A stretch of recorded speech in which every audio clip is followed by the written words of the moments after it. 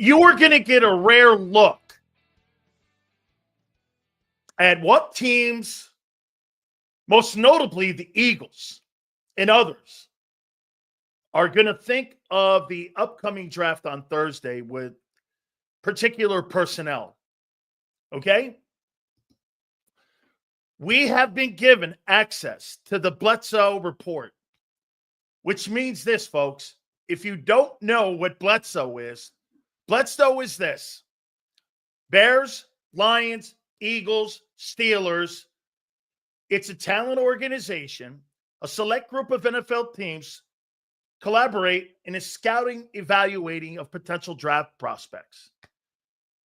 This service helps teams share information and experience, allowing them more effectively to identify prospective prospects that they will be looking at this coming Thursday. So, what we're going to do here is we're going to give you, I'm not telling you if the Eagles like the player. I'm telling you what Bledsoe is saying about those respected players.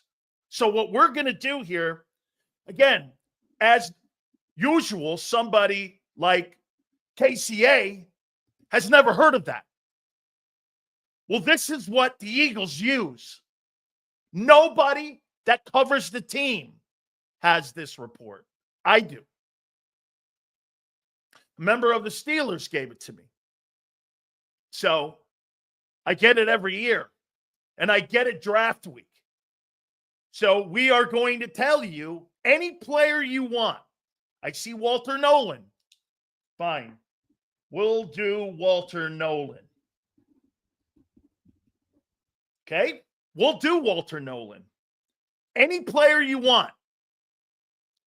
We're going to give you what the Eagles have scouted him and his pluses and minuses.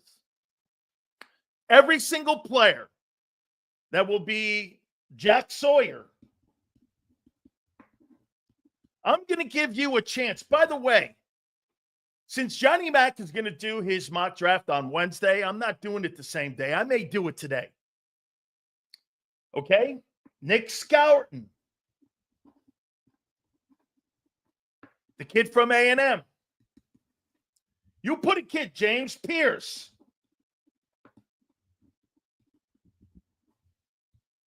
Any guy you want. Michael Williams. By the way, this is not my take on the kid.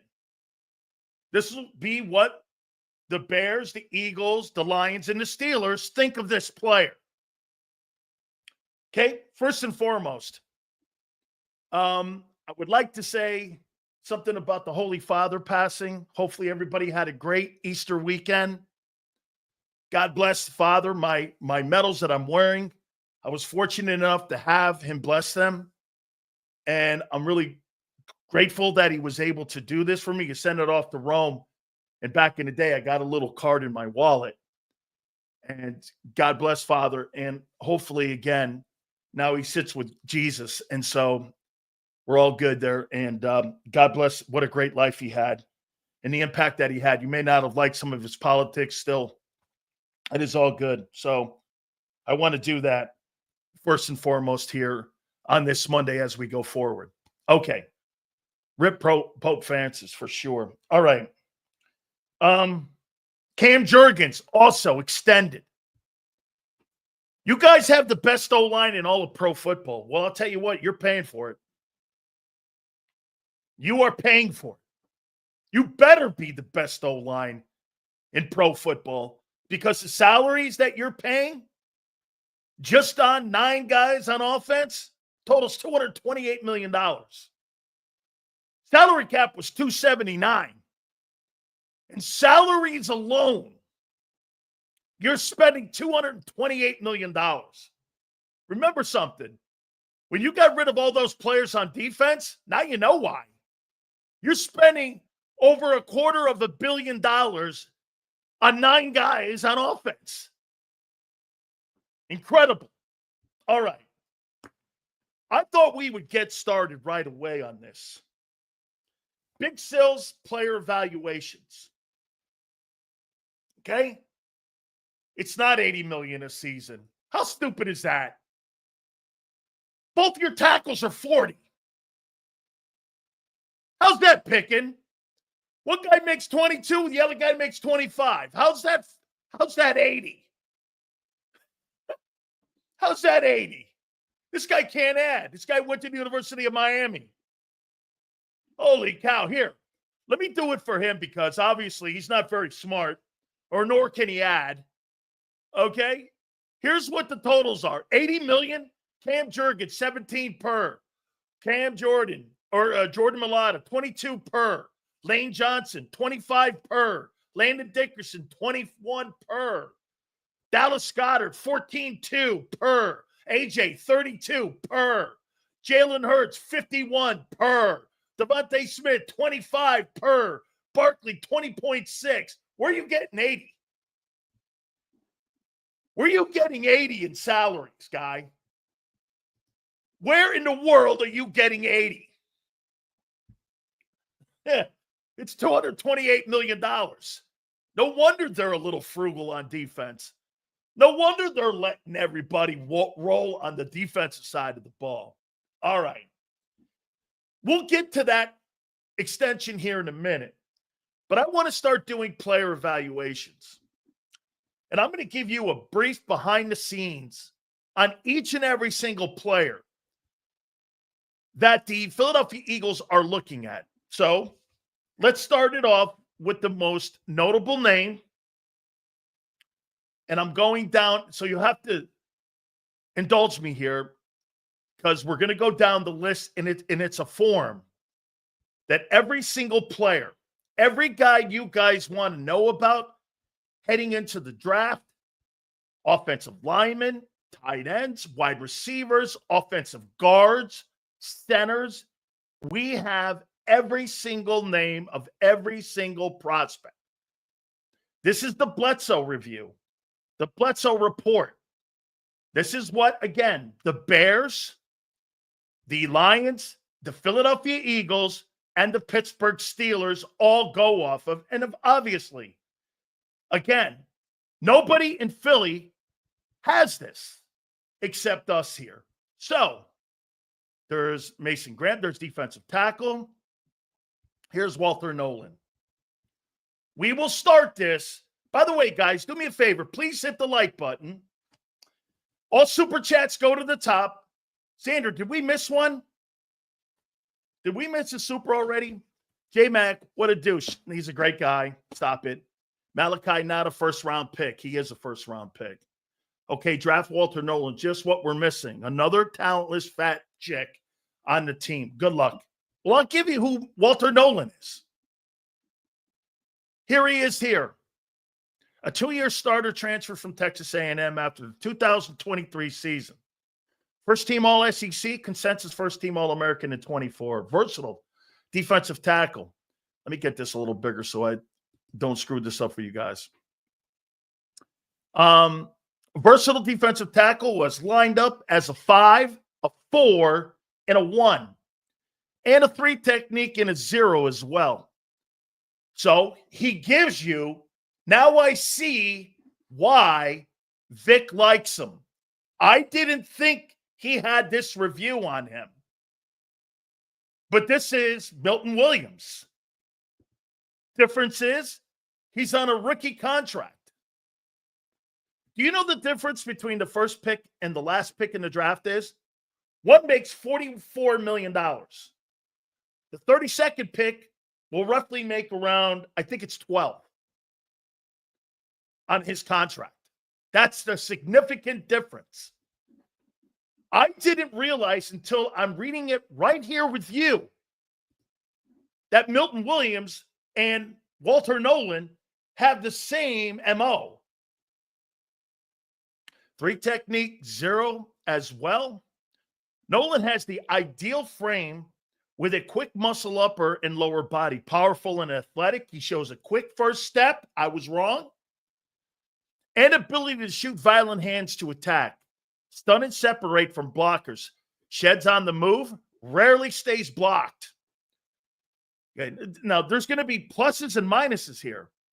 Excellent anchor in the run game. He can split double teams with quickness and power. Adapt at penetrating in the backfield on stunts, disrupting plays before it gets started. Plays with a consistent gap integrity, with ability to locate the ball inside of smoother run plays. Fights pressure with downfield blocks, staying in the gap. He has gap integrity. He has been extremely productive with tackles for a loss. A smart technician as a pass rusher. He has enough blend and bend in his flex and speed to turn the corner coming around the edge. He can chase on the move. Again, that means he could chase quarterbacks in the pocket. Also flash the quick out to in move against an overset offensive lineman. On the interior, he can pull and he can bull rush or stun a gap. Shows an inside rip move and can stack moves to get free. Let me go down here more. I want to read this because this is really good. Adapt at hand swipes to keep blockers' hands away. Same thing that Jalen Carter does. Okay? Will occasionally get too high. This is my big bitch on Jalen Carter. Or excuse me, on Jordan Davis. Is that he plays high. Okay? Okay, sometimes balance issues show up at times.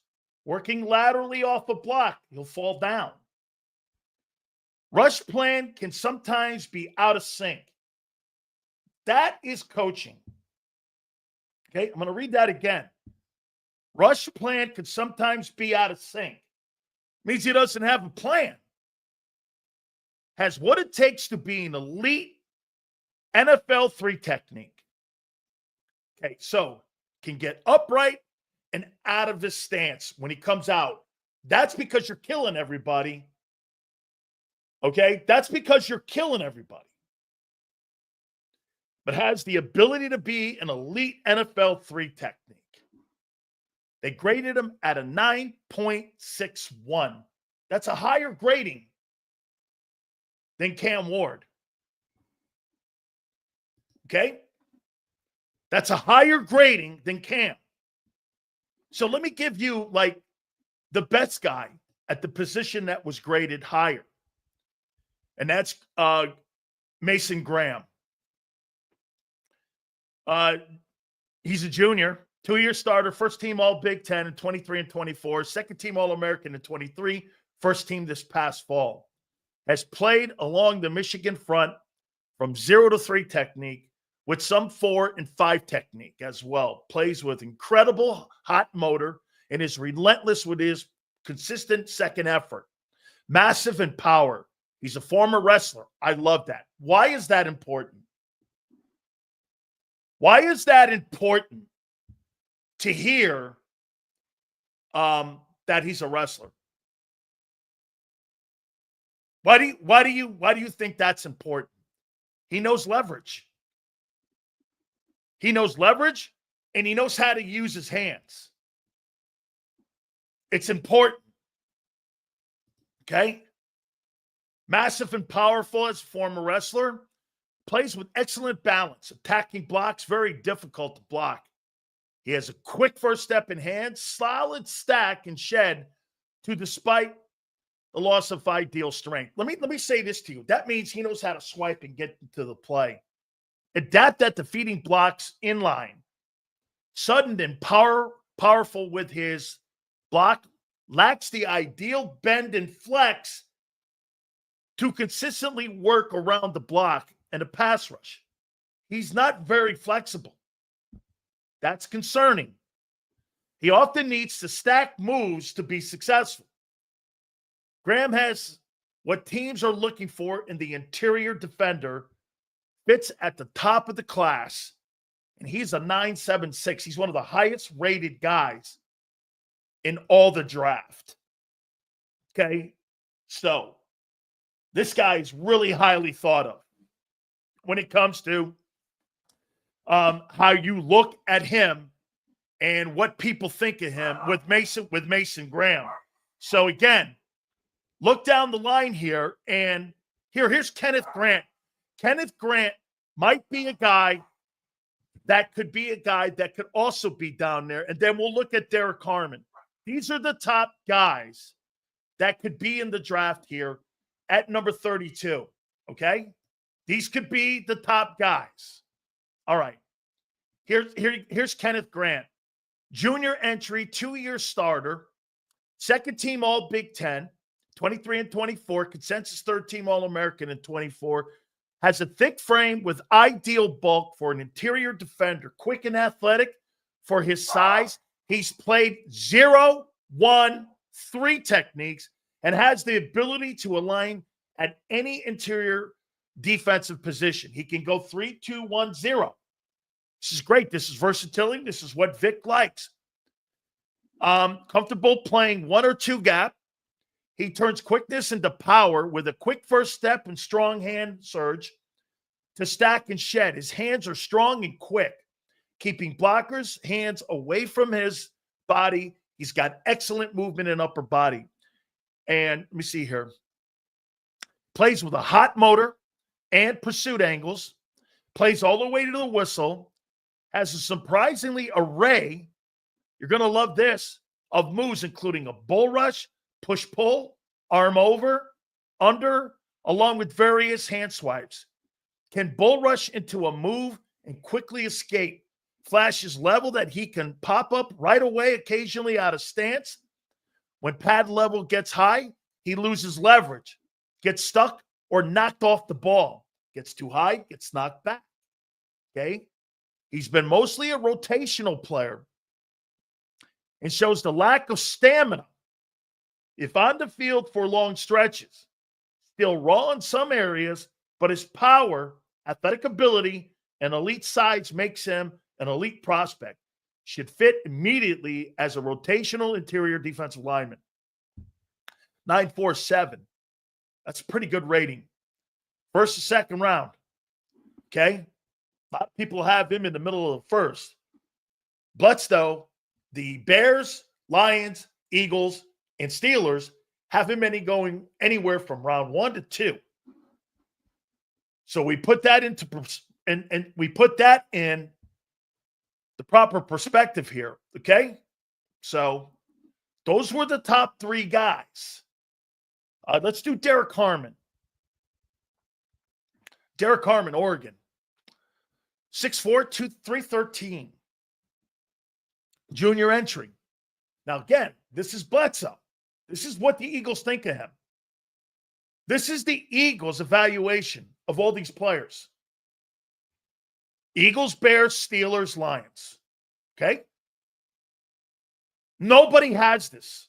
I was handed the Bledsoe, and that doesn't necessarily mean they're taking him. Junior entry, 2-year starter with 1 at Michigan State.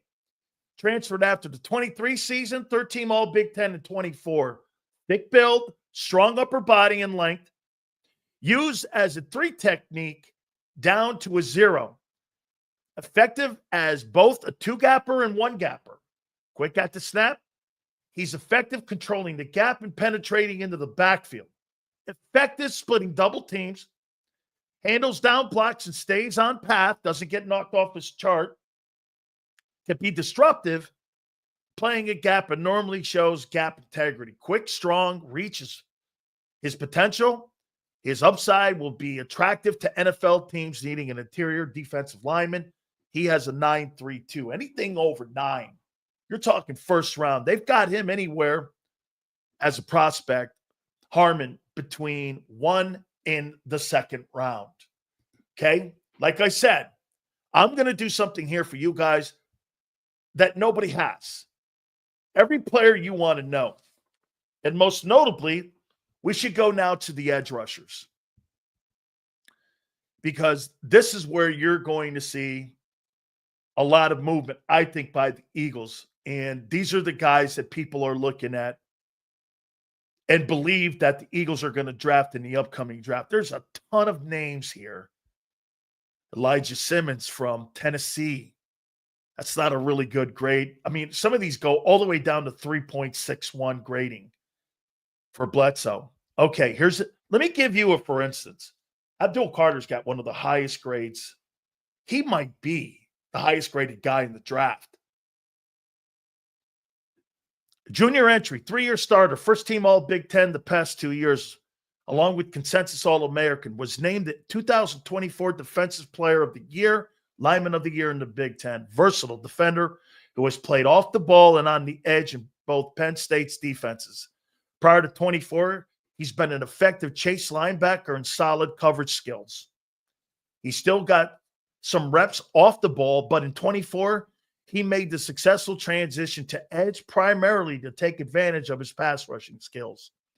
You could see his off-the-ball linebacker skill and his ability to chase across the field and making plays in the alley. Quickly accelerates as a closing burst and chases mode, and this guy gets after people, shows incredible reactions and quick change of direction with a nose for the ball he displays. Solid coverage, and without a doubt will have an immediate impact on a football team. It's pretty good stuff there. Here's some more. Skill drop into underneath zones. His speed, range, and ability to break with the ball in the air gives him an excellent tool set that can be used in multiple fronts. Carter was a dominant pass rusher while developing an impressive pass rush arsenal. He can win with speed, stack moves, has excellent bend with a extra gear for accelerating, turning the corner to get to the quarterback, can easily adjust to the path to the quarterback's movement in and out of the pocket, has developed an impressive spin move as a counter, has improved using his hands and swipes and chops as a blocker, tackler. He's fundamentally sound with explosive driving through the ball. Comes in high at times, sometimes overruns tackles by not gathering and consistent taking on blocks, and will get upright at times. An elite prospect. The Swiss Army knife potential and a defensive front makes him one of the highest graded players in the upcoming Thursday draft. Wow. That is a absolutely spectacular review. So anybody you guys want to put in there, we will look at. So let's go here to the next one. Shamar Stewart, Miami Gardens, Texas A&M, round 1. 9.54 grading by Bledsoe. Junior entry, 1-year starter as a rotational player for 2 seasons prior to 13 All-SEC in 24. Rare athlete for someone his side. Versatility as a defender who has lined up along the A&M front. Has first step suddenness along with speed to pressure as a pass rusher. Extremely powerful and explosive. He's a challenge for blockers to control. Wherever he lines up, playing on runs, he's strong to take on blockers as well, using his quickness and penetrates, disrupt, attacking the gap. On the edge, uses hands very well and sheds blockers exceptionally well. Very difficult to reach blocks, scoop and slip. That's key on the edge. That means he sets the edge well. He can quickly work off a block to chase to perimeter. He shows an incredible closing burst in pursuit. Can also chase down ball carriers from the backside of the line of scrimmage, playing with interior. He's a disruptive penetrating gaps, making backs adjust the path when it comes to taking on his block. Has the twitch to change direction and make plays all along the line. As a pass rusher, he shows excellent bend, flexing ability on the edge. Athlete enough to quickly encounter inside. His closing ability can create incredible pressure. He impacts the passing game more than just sacks, as he uses his length to get his hands on the lane and in the throwing lane. Also uses his power to collapse the pocket. Not as productive as his traits would indicate. And he can use better overall technique, have more of a pass rush plan, tends to get upright and losing leverage to shed. Also stalls out at times, staying with a speed rush or pushing the pocket. Needs some development, but there is an upside. Could be a dynamic starter in the National Football League. That's a red flag for me. Okay? That's a red flag. Now, again, this is the Eagle evaluation. This is what the Eagles think of him. Any player you guys want in Philly, please hit the like button, guys. Any player you want. This is what the Eagles think of him. It doesn't necessarily mean they're going to take him. Now, here's the one thing down here. This last line about his negatives. Tends to get upright, losing leverage to shed. Also stalls out at times, staying with a speed rush or pushing the pocket. He quits. He doesn't have a second. Okay? He doesn't have a second move.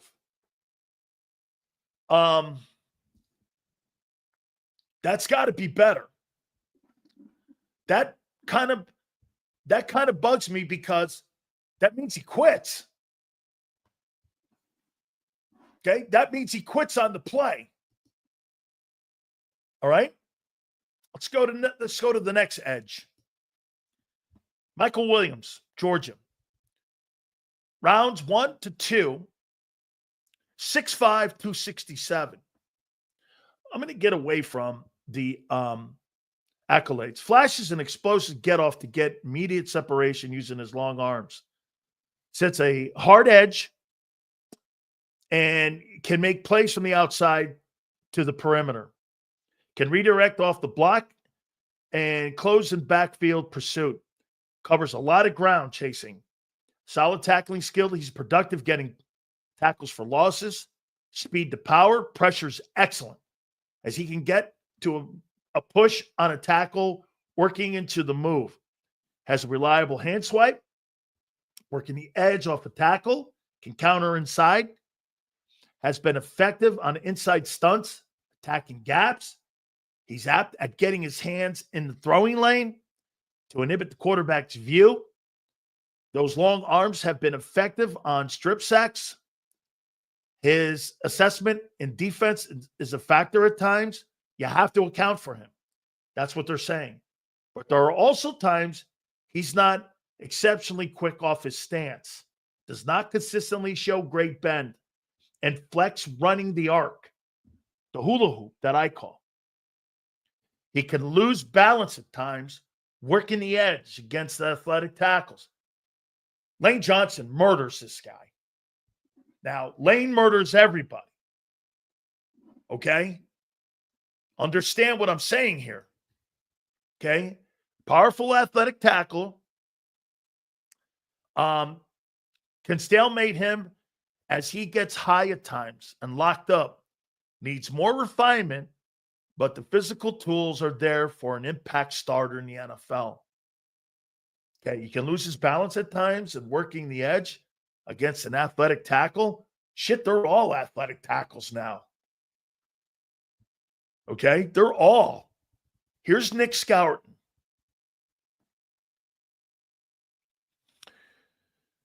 Nick Scourton.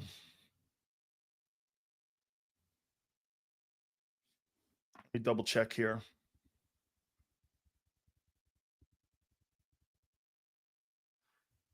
Yep, this is Nick Scourton. Powerful edge defender with lengthy upper and lower body mass.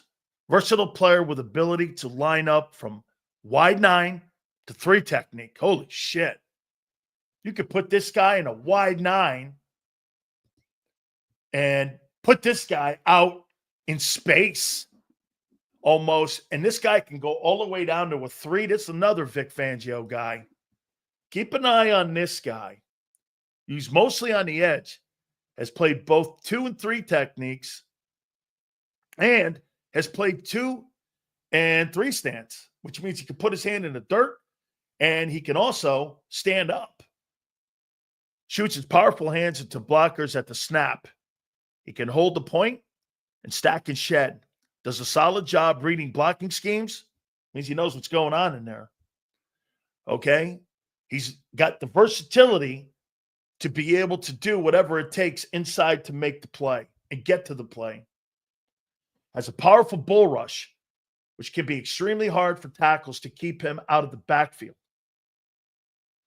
He projects best as a hand in the dirt guy, could possibly shift inside on passing downs. Exceptional talent. Here's Mike Green.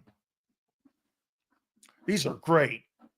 You want to know how the Eagles feel about somebody? We got you covered here. Okay? We got you covered. This is what the Eagles think of everybody. Name a player. I'll tell you what they think of Shedeur. Tall, this is Mike Green. 6'3", 251, 924 grading. Not bad. Really good, actually. Tall with slender frame and quick twitch reactions. Was a wide receiver recruit at Virginia. I didn't know that. Mike Green was a wide receiver at Virginia. Okay? Before they switched him to linebacker, he put on quality weight, moved to the edge while at Virginia, had incredibly productive 24 season with 17 sacks, played anywhere from wide 9 down to 4 technique, exclusively in a 2-point stance. Excellent football IQ, has solid pass rush arsenal for a young player, a game record. He has regularly chipped and double teamed on pass plays, above average snap quickness. But his speed and bend and flexibility in the arc are elite. He's explosive coming off and out of a stance. Speed to power and pass rush is the most impressive in the draft. Low pad level, drives linemen to the backfield. His pass rush repertoire includes a bull rush into an arm over, under, spin, swipes, cross-hand chop spin, flashes an out, an in move, counter moves, has double counter moves when blocked. Fluid hips with seamless change of direction, adjusts to the quarterback moving in the pocket at all times, and stays on the level of the quarterback. Physically, at the point of attack, there is no one like him in the draft. Relentless effort. He chases across the field, chases plays from behind, attacks and spins against pullers, has been effective in inside stunts. As an outside linebacker, has limited coverage experience, lacks the fundamental strength to set the edge against tackles, concerning. Has missed tackles, leaving his feet. Despite deficiencies playing the run, he's an elite pass rusher with elite pass rushing skills. That's a pretty damn good. I mean, that's as good as it gets, too. I don't really like the fact, though, of the setting of the edge. Before I get to Jack Sawyer, let's get to James Pierce. This is what the Eagles think of him. This is the Bledsoe report. Anybody who knows Bledsoe knows that this is what the Eagles use to evaluate players. Then they do their own evaluating. Pierce, 6'5", 245. He's versatile, aligning in both the 2 and 3-point. Stand up, down in the dirt. Vic loves that. Playing wide 9, which is insane great, to a 5 technique. So you can go like this. Bang, bang, bang, bang, bang, bang, all the way down. It's great. Anybody can go from 9 to 5 to 3 to 2. Is pretty insane. I mean, this is where these guys today are just getting better. He's primarily been a rush linebacker in the scheme, but has been used in drop and flat coverage occasionally. With his length and athletic ability, he's been effective in that role. As a run defender, he can spill the play against pullers, sending a play wide. Has excellent ability to change direction and stick his foot in the ground and accelerate and chase and run down plays. Has range to chase across the field. Has a pass rush. He's preliminary a speed and power player, but flashes various hand swipes, a complement his great speed. Quick at the snap, can get a tackle off balance with initial charge, has excellent speed to get around the edge, has a burst to close, solid ability to chase down athletic quarterbacks, will occasionally flash a quick out and in move to counter the offset. With his sudden first step, he's been effective in inside stunts. He's not a consistently effective edge setter. Say it again.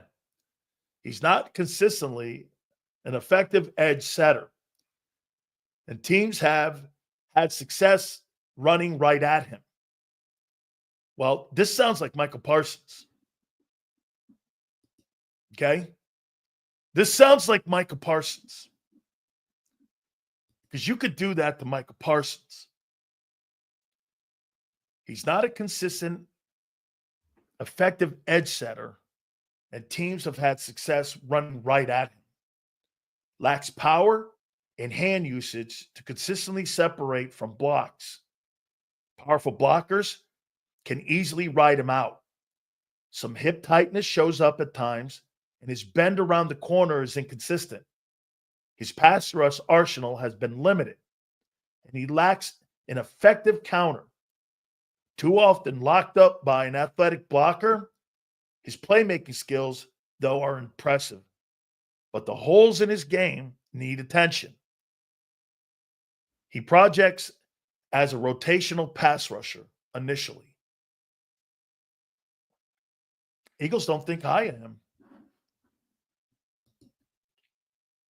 That's not a raving review. Okay? Who's the better defensive end? Sawyer? Here, let me get to Sawyer. Let me get to Jack Sawyer.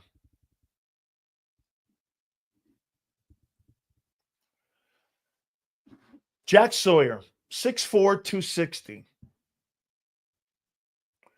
Powerful player with excellent functional strength. Plays with a hot motor that allows him to be consistently around the ball and get in on tackles. Explosive at the snap. He has strong hands that consistently punch inside and neutralize blockers. His strength and power make him difficult for offensive tackles to sustain blocks. Shows the ability to shed on the move. Sets a great edge with solid lateral movement inside and outside. Keeps his feet moving and makes a lot of plays in line and on the perimeter. Relentless in pursuit. He's adept at locating the ball and finishing plays with explosive tackling skills. As a pass rusher, he's more of a collapse, the pocket type bull rusher than a quick twitch that gets him around the edge. That said, his speed to pressure and second effort allow him to come off blocks and close in on quarterbacks. Makes a lot of second effort plays in the backfield, like Aiden Hutchinson. I'm not saying he's Aiden Hutchinson. He uses a bull rush and can work it into a stab and chop and swim. He could use more pass rush arsenal as he relies a lot on his power and second effort to create pressure. He needs to use his hands more to get free as he can get locked up with a tackle.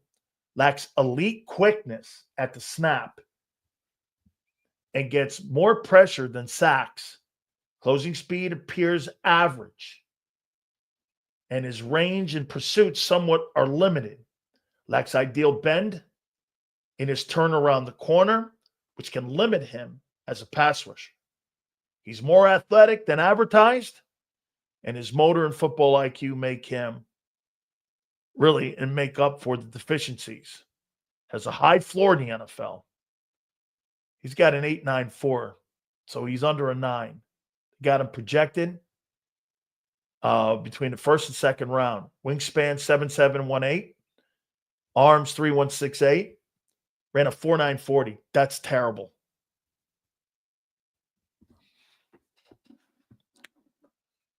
.6'4", 260. Ran a 4.9. I don't know.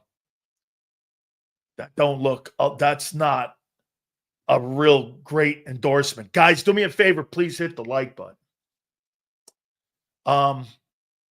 Yeah. I don't really. Let's go down to Malachi Starks. There's a ton of edge rushers here.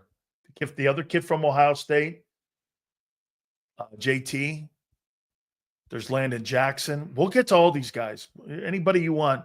Joshua Stewart from Michigan. People like him. He's got a great Bledsoe review here. Again, folks, in case you're tuning in, these are the Bledsoe reports that 4 teams use: Bears, Lions, Eagles, and Steelers. And it's a collaboration, and they take these reviews, and what they do is they create their own draft board. Like, here's linebackers.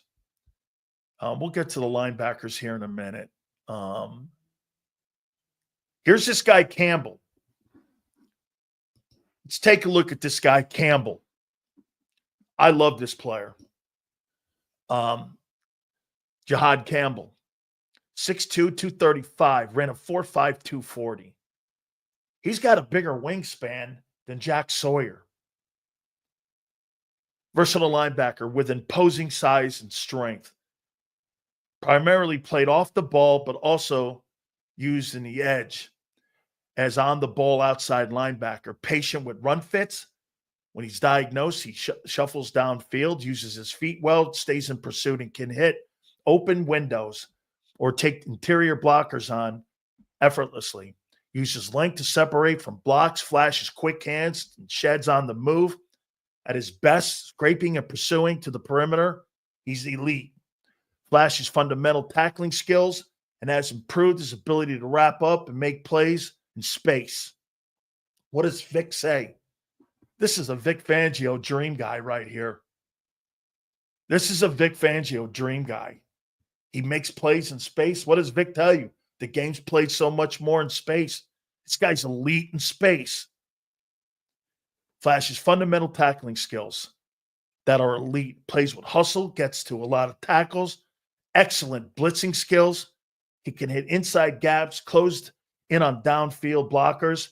Has been effective as an edge rusher, using speed to get around the corner. Uses long arms on hand swipes. Gets free. This is a linebacker. This is a better review than Mike Green or any of them other guys. Campbell is a cut above. Intends to play high on blocks at times. Loses a power base. This also shows tackling, as after a good pop, he will sometimes give up yards after contact. Occasionally takes a side on blocks. Got to take them head up, man. And gets washed out. Short space change of direction, can be segmented and slow at times. Has some missed tackles in space, but cut down on those as the season progressed. In man coverage, he gets too easily separated on routes. Alabama used him more of a blitz and rusher on blitzing. And obvious passing downs. He's elite, though. His versatility, skill set, and size will fit with most teams that got him between rounds 1 and 2. Okay? This guy, I think he's going to be a high pick. I do. I think it really drops off after that. Let's get to Malachi, see what the Eagles think of Malachi. Guys, I don't give a shit if you tune on WIP or anybody. This is what the Eagles think of these guys. Got it right here for you. Work with me here. I've got to go down the list. Corners, Travis Hunter. I haven't read anything on Hunter yet. Will Johnson could be a guy that the Eagles look at. I want to get to the safeties. Look at all of these names. There's about 600 names that we're going through here. These are there won't be a guy in the draft that the Eagles won't take off this report. Okay, here we come. We're coming up to the safeties now. Safeties, Malachi Starks. Let's see if what I said about him was right. I've been touting this guy as a first rounder. I guess John doesn't think he's a first rounder. Well, let's see what the Eagles think of him. 6 feet, 197, 4'5", 40. Excellent wingspan, 7'8", 38. And this is what the Eagles love, so I will read the accolades. Junior entry, 3-year starter, 2-time first-team All-American, won the national championship with Georgia in 2022. And has started every game since week 2 of his freshman season.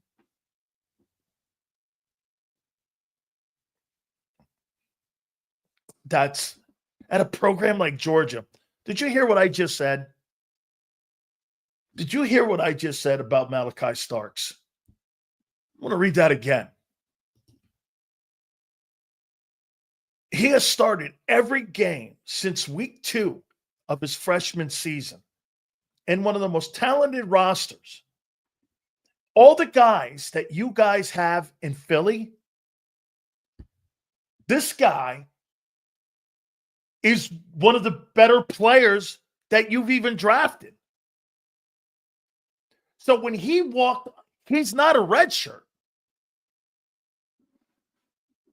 This guy just walked in off the high school, 2 games in, he's a starter. That's insane great. It's insane great. Insane great. Wow. Do-it-all player with alignment versatility to play safety and nickel. Sparingly outside at corner in specific coverages. This guy can play corner. So wait a minute. He not only is a guy who could play nickel, safety, he can also play corner for you. Gee, I wonder if that sounds like anybody that's on the Eagles now. Help me out. Who's that sound like? Help me out. Who does that sound like? Cooper DeJean. Does it?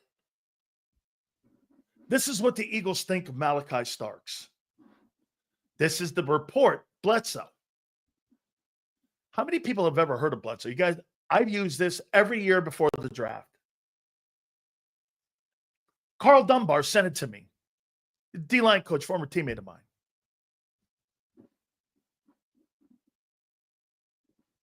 Here.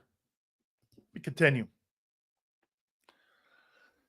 Sparingly outside at corner in specific coverages, an excellent athlete with the change of direction skills, ability, foot speed to make plays all over the field.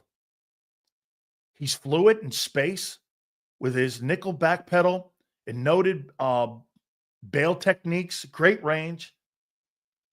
He can play in 2-eye safety. This is your guy. This is it. They're drafting this guy. They're going to take Walter Nolan or this guy, because I'm going to read something to you here. I am 1,000%. There's no other 2 players that they're eyeballing right now, but either I didn't realize that Walter Nolan had that versatility in how they saw him. Okay? I'm going to read you something, and you tell me if this is not a prototypical Vic Fangio guy. This is insane.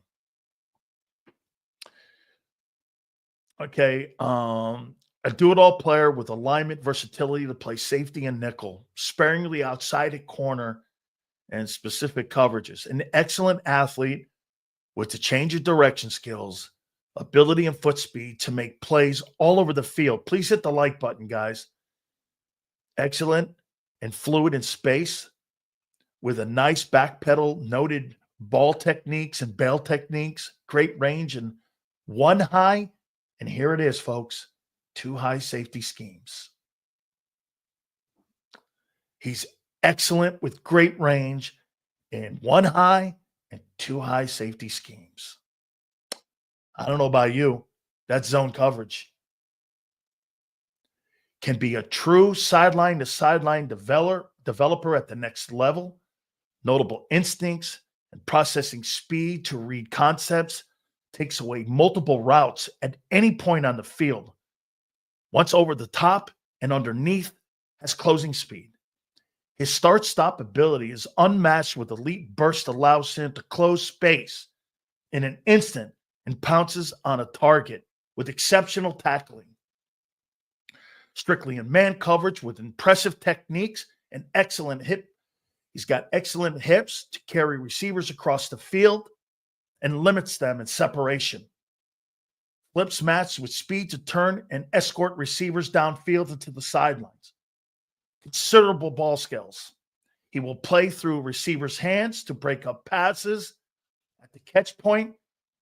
An asset in run stopping who is more willing to put his head in the gap and finish plays. When engaged, he shows the ability to extend and shed to defeat blocks, wraps up with exceptional ability and elite talent, proper tackling techniques, and demonstrates the ability to make the play at any point on the field.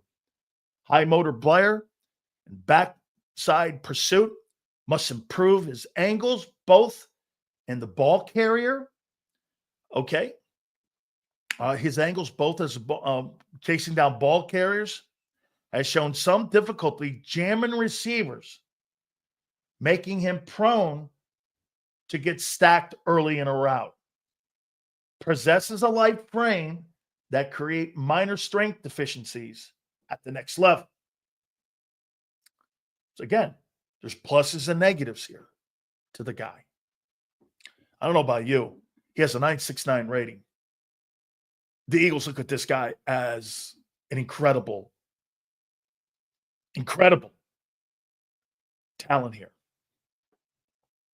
I mean, that's exceptional. So there's some of your guys here. Is there another safety down here? That Midman Warrior kid, South Carolina. You want me to read him?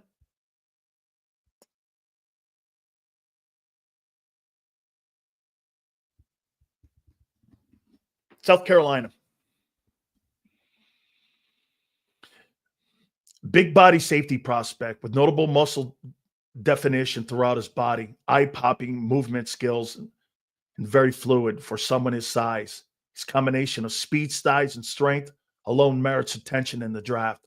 What is he? 6'3", 220, 4.38. Wow. His combination of size, speed, and strength alone merits attention in the draft.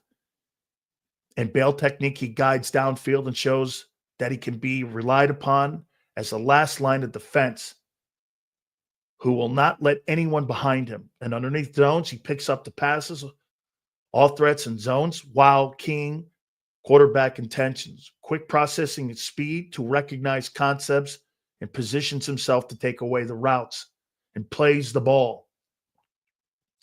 Physically in press coverage to slow tight ends off the ball, sufficient hip movement, and being able to run receivers across the field.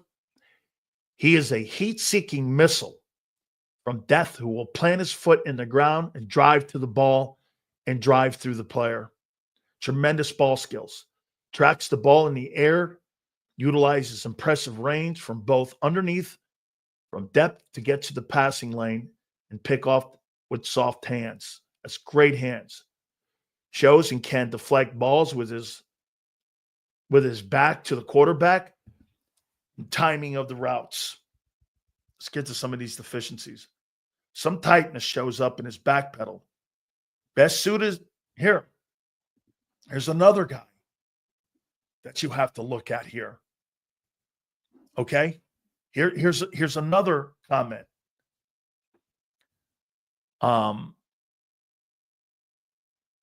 His speed and relentless motor help him make plays all over the field in pursuit. Some tightness shows up in his back pedal.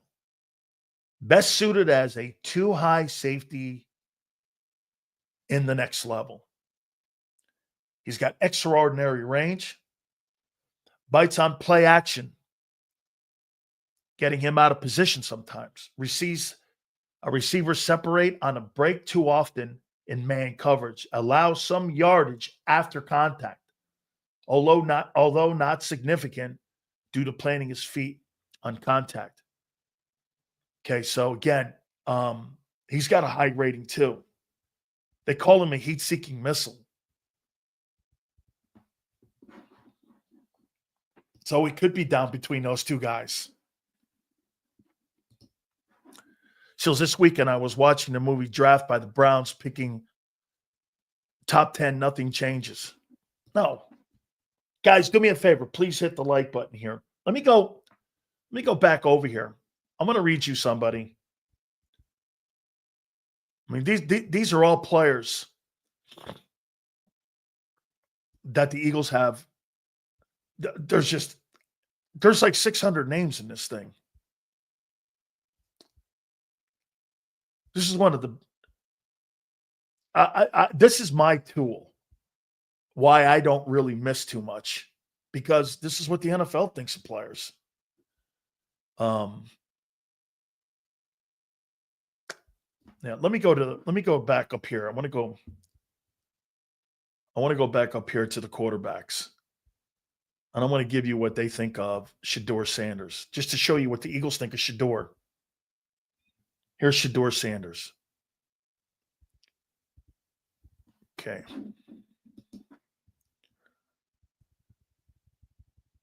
Okay.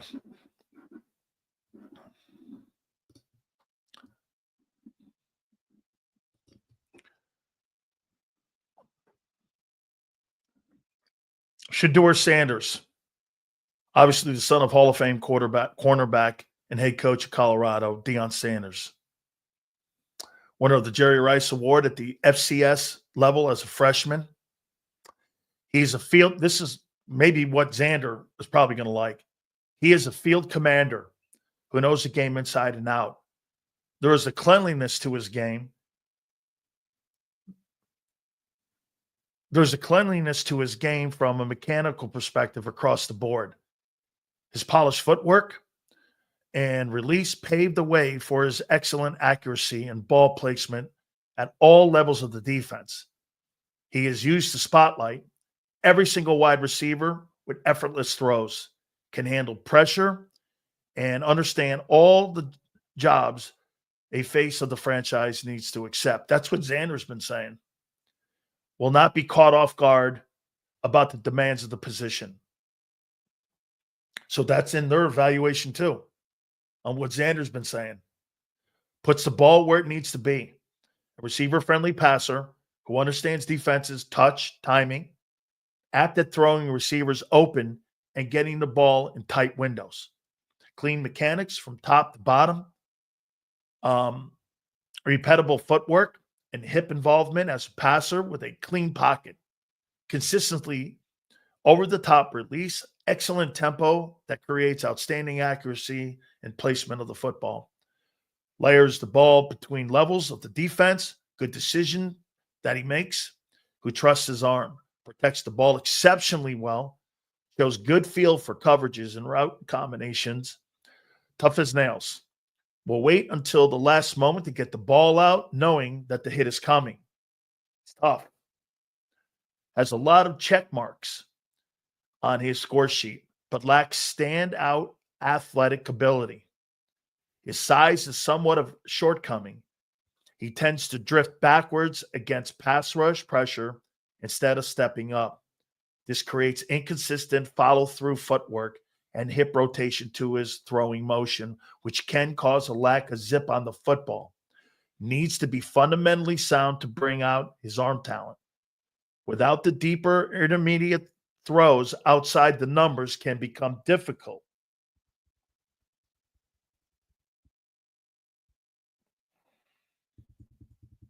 Lateral movement, moving away from the rush, seems to be an issue.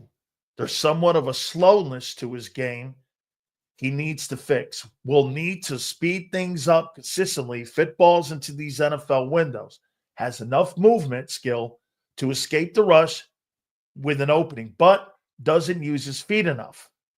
The weakness in his game could put a cap on his ceiling, but it's also a safe field to his potential. If he can improve his response to pressure and play on time more consistently, he can be a truly effective NFL player. 41-34 last year in passing yards, 37 touchdowns and 10 picks. That's Shedeur, what the Eagles think of Shedeur Sanders. So, I mean, again, I don't really think that's a grave review, in my opinion. Is there anybody else you guys would like to see or hear? Because who'd you guys want to see? We did Sauer. We did Walter Nolan. We did Michael Williams. Any other player? Will Johnson, the corner. Let's do the corner. Been a fan of yours for a while, Big Seals. Keep up everything. I believe you give the best insight to the NFL. Harv, thank you, my friend. I did Kenneth Grant. Mason Taylor. Let's do Mason Taylor. Let's do Mason Taylor here. Let's see what they say of Mason Taylor. And then we'll maybe do the guy from – we'll do the guy – now, again, folks, in case you're just chiming in, this is the Bledsoe report that the Eagles use. This is what the Eagles think of these players. Now, again, they're going to modify the report to fit their own needs. Okay? So just remember that. Let's see here. We got it to running backs. Here, let me think what they – here's what the Eagles think of Ashton Genty.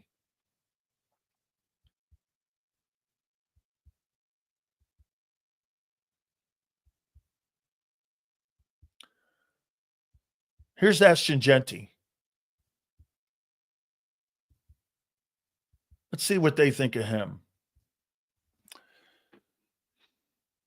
2601 yards in 2024 were the second most in FBS single-season history, trailing only Barry Sanders. Genty specializes in breaking tackles, led the nation over the last 2 years, bounces off defenders like he assumes he's not being taken down by initial contact. From the humble beginnings of growing up and learning the game in Italy to moving to Texas for high school football, from turning down high-paying transfer portal offers to finish second in the Heisman Trophy voting. His journey is both unique and rare. It led him to finishing as one of the most complete backs to ever come out with production explosion, effectiveness, all wrapped into this one player. This is a back who can be one of the best in the league during his rookie contract. Immense play strength that creates elite contact balance. Tough to square up on, fast enough to gain initial positional advantages, speed in open field. Will create explosive plays. Has twice as many 70-yard, 60-yard, 50-yard plays as the next back in the nation. Desire and grit. Get the most out of his special tool set. Solid effort. Skill is pass protection as well, and he is skilled. Comfortable hands as a receiver, rarely fumbles, plays a lot of mistake-free football. Will show tightness in lower half when he tries to cut. Needs better and hand technique to sustain blocks. Will need to play with a little more urgency near the line of scrimmage. Does have some tightness in his hips. Did not run an array of routes when he was in college. Got a 9.72. He's one of the highest graded guys in the draft. So Eagles think this guy's going to be a big-time player. Who'd you guys want? Jason Taylor's son. Tight end from LSU. I think he's a late bloomer, too. I talked to Jason this morning. We were talking about, you can go on my Twitter. We were talking about the defensive line at University of Miami. And I asked him about his son. So let's go. I'm going through the wide receivers now. Indulge me here. This is the Bledsoe report that the Eagles use. Look at all these wideouts. And not very highly rated class. We'll do the 3 tight ends that everyone seems that the Eagles could have some interest in. Here's tight ends. You want to do Tyler Warren, Colston Loveland, or Mason Taylor first? Which one do you want?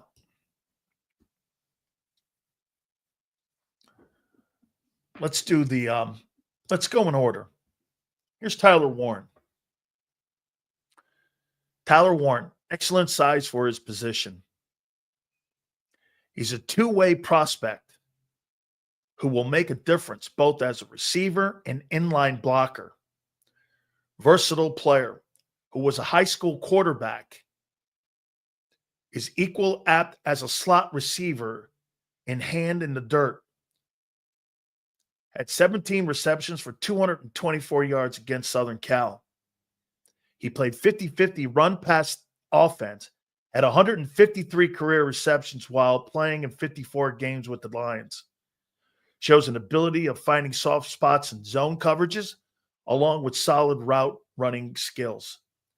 He's a threat to make the big play with the ball in his hands at any point in the field. He fights for it and gets extra yardage after the catch and is tough to bring down as a blocker. He is quick off his feet, comes off the ball, has great pad control and level, and as a blocker, he is able to control defensive ends. He played fullback both as a runner and blocker, as an attached tight end. He is a physical finisher, can be featured in both the power-based 12 personnel or in spread offense running the seams. Although most of the time he plays unattached to the offensive line, it seems he raises to the challenge when the game is on the line. At the next level, he will have to work on moving defensive personnel off the ball. His level of play continued to climb as the season went along. He is a top prospect with a 9.67 rating. So that's how the Eagles think of Tyler Warren. Here is Colston Loveland.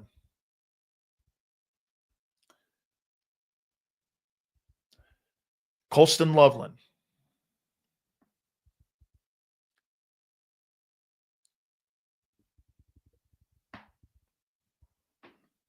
Runs very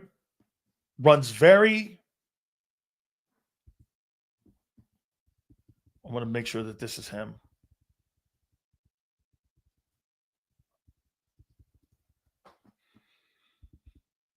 Here we go.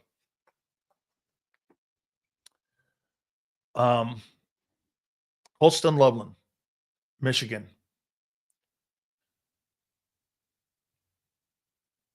Was an exceptional player at Michigan. Needs to power through on some of the routes. Lacks consistency in running routes, or round off, sometimes break off sharp cuts. He could be a day one help with his productivity at the next level.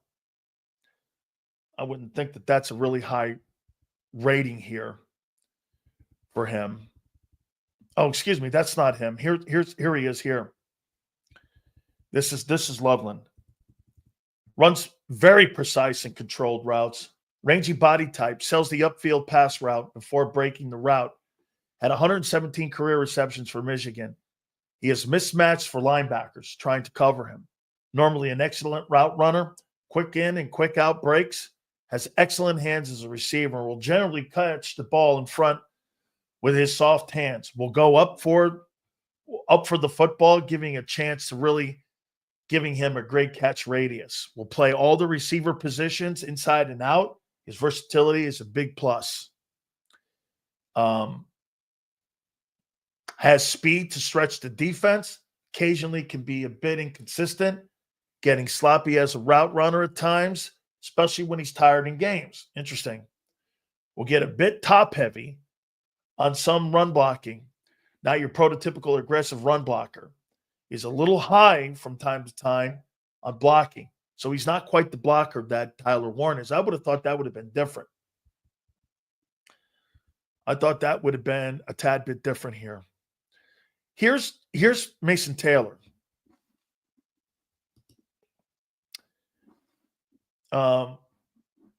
Here's Mason Taylor here.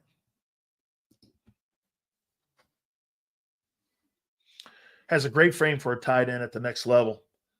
Had a very productive career at LSU, hauling in 130 passes in 3 seasons, catching the ball with his soft hands out in front of him. Uses the length to go down, to stretch out for the football, athletic enough to catch bad balls thrown behind him. While running opposite directions, he is absolutely athletic. Phenomenal catch radius. Has shown good yards after the catch. and is very productive on the yak. Has speed to take the top of the defense off, will make over-the-shoulder catches in traffic, and has toughness. Has foot speeds to wall off defenders. While blocking, his aiming point is a little high, can get overpowered at the point of attack, needs to power through on some of the routes, lacks consistency in running routes, and will round off some of the routes and requires sharp cuts. Does not have much experience as an attached tight end to the offensive line. Needs to work on the fundamental skills and needs to improve overall. Looked at as a prospect, has great hand placement when taking on defensive ends. In the right situation, he can be a day one dude that will help a football team. Let's go down to Arroyo. Kid from Miami. 6'5", 250 pounds. Second to third round. 81 wingspan. Was slowed by a knee injury early in his college career. Remember that? For the better part of 2 seasons, started 13 games in 2004, catching 35 passes and 7 TDs. Big frame, muscular arms, good reach, athletic ability. Has arm length, which exceeds his overall height. Has good feel to find holes in the defense, willing participant in the run-oriented offense. But is still very green in his ability to see it. Okay? Being asked to sink down at times and be firm. He hasn't been put in that position a lot. Excellent stop and start quickness to go with the eye-opening speed for a big man. I know what he ran. It doesn't list it here, Bledsoe. He must not have ran at the combines in his pro day, but I know what he runs. He runs a 4.5. He's a scrapper who will fight for every single yard. Has big play capabilities. Needs to sharpen up his ability to get in and out of cuts. A work in progress as a blocker, but has shown improvement. Needs to sink his hips more and shoot the hands more. These are skills that will need to continue to improve on. Jeff Stoutland can help with that. Needs to prioritize explosion, getting off the ball and into pass routes. Could be injury prone. Jesus, this is Dallas Goedert. Elijah Aurora is Dallas Goedert. I don't need another. Well, he's cheaper. That's another Dallas Goedert. You know what I'm saying? That's Dallas Goedert.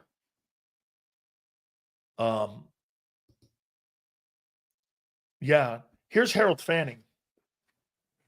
This is the kid I voted for All-American from Bowling Green.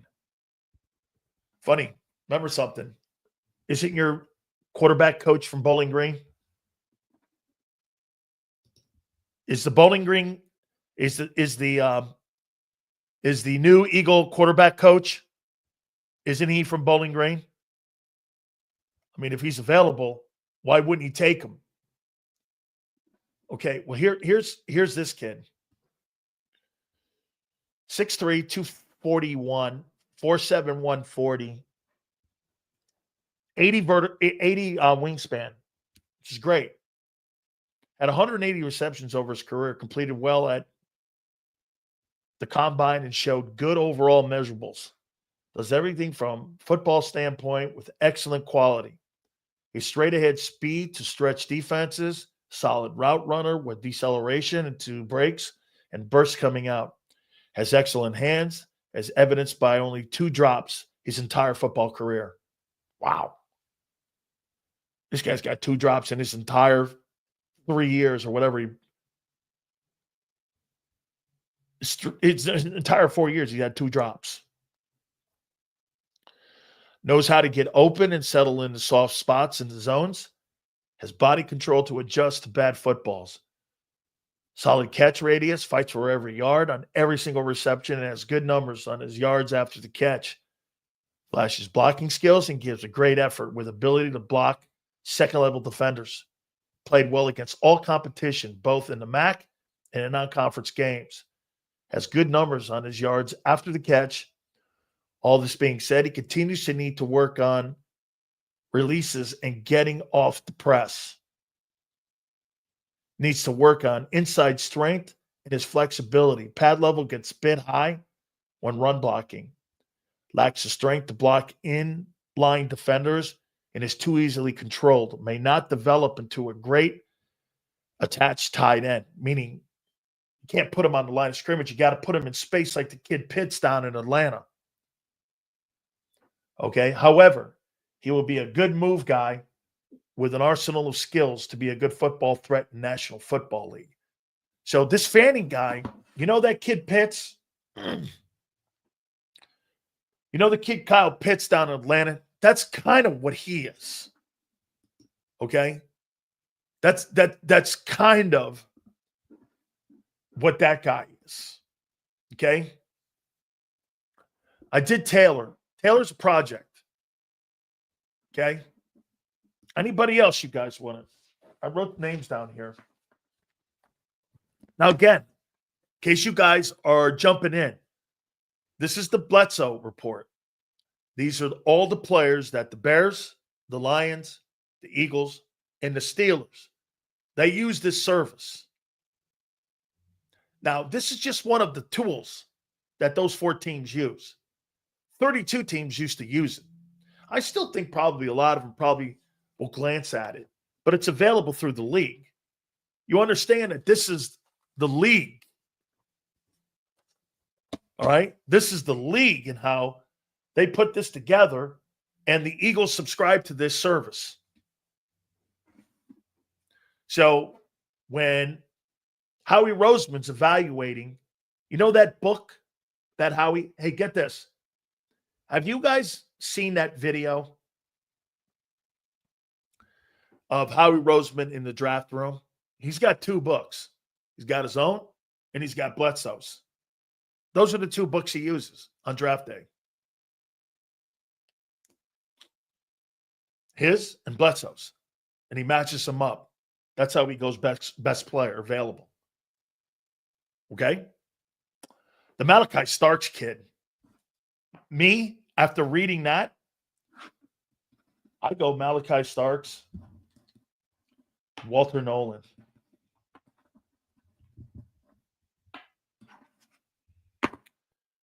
Other than that, I'm moving out. Unless the kids from Michigan fall, which they're not. Okay.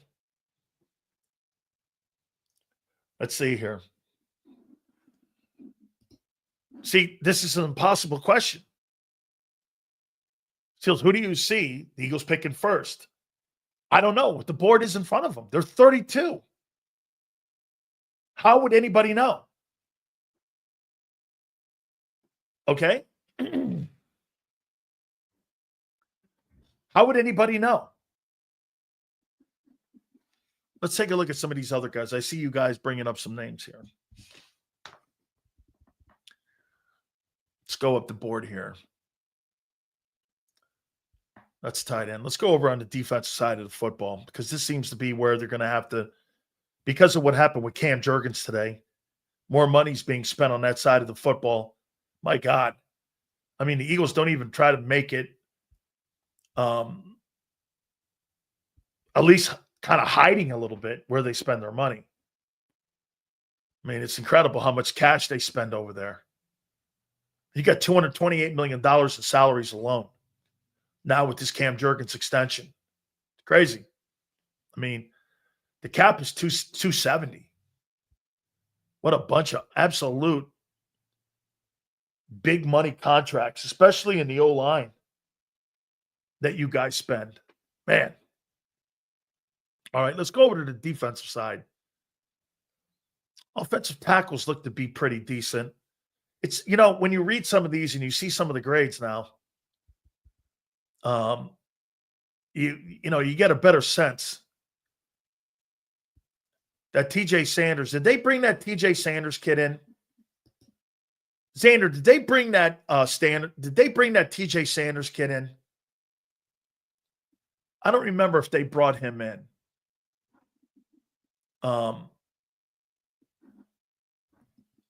They did? Okay, here's TJ Sanders.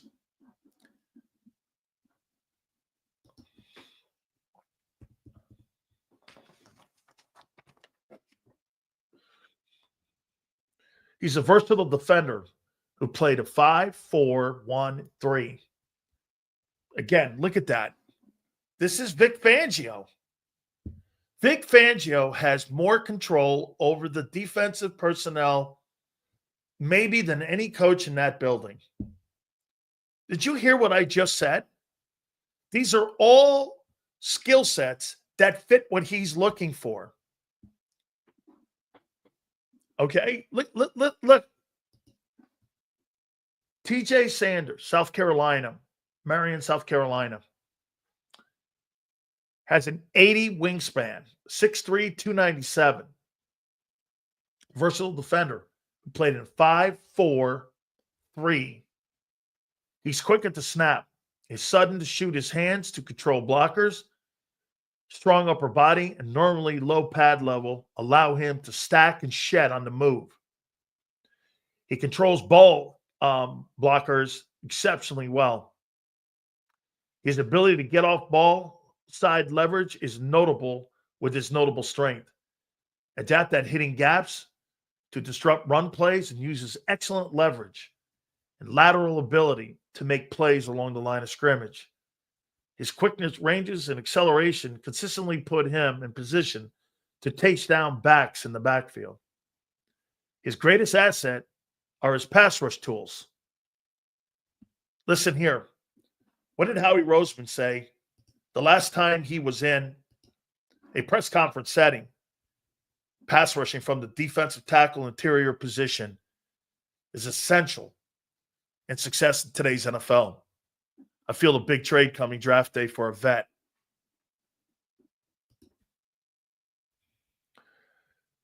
His quickness, range, acceleration consistently put him in a position to chase down backs in the backfield.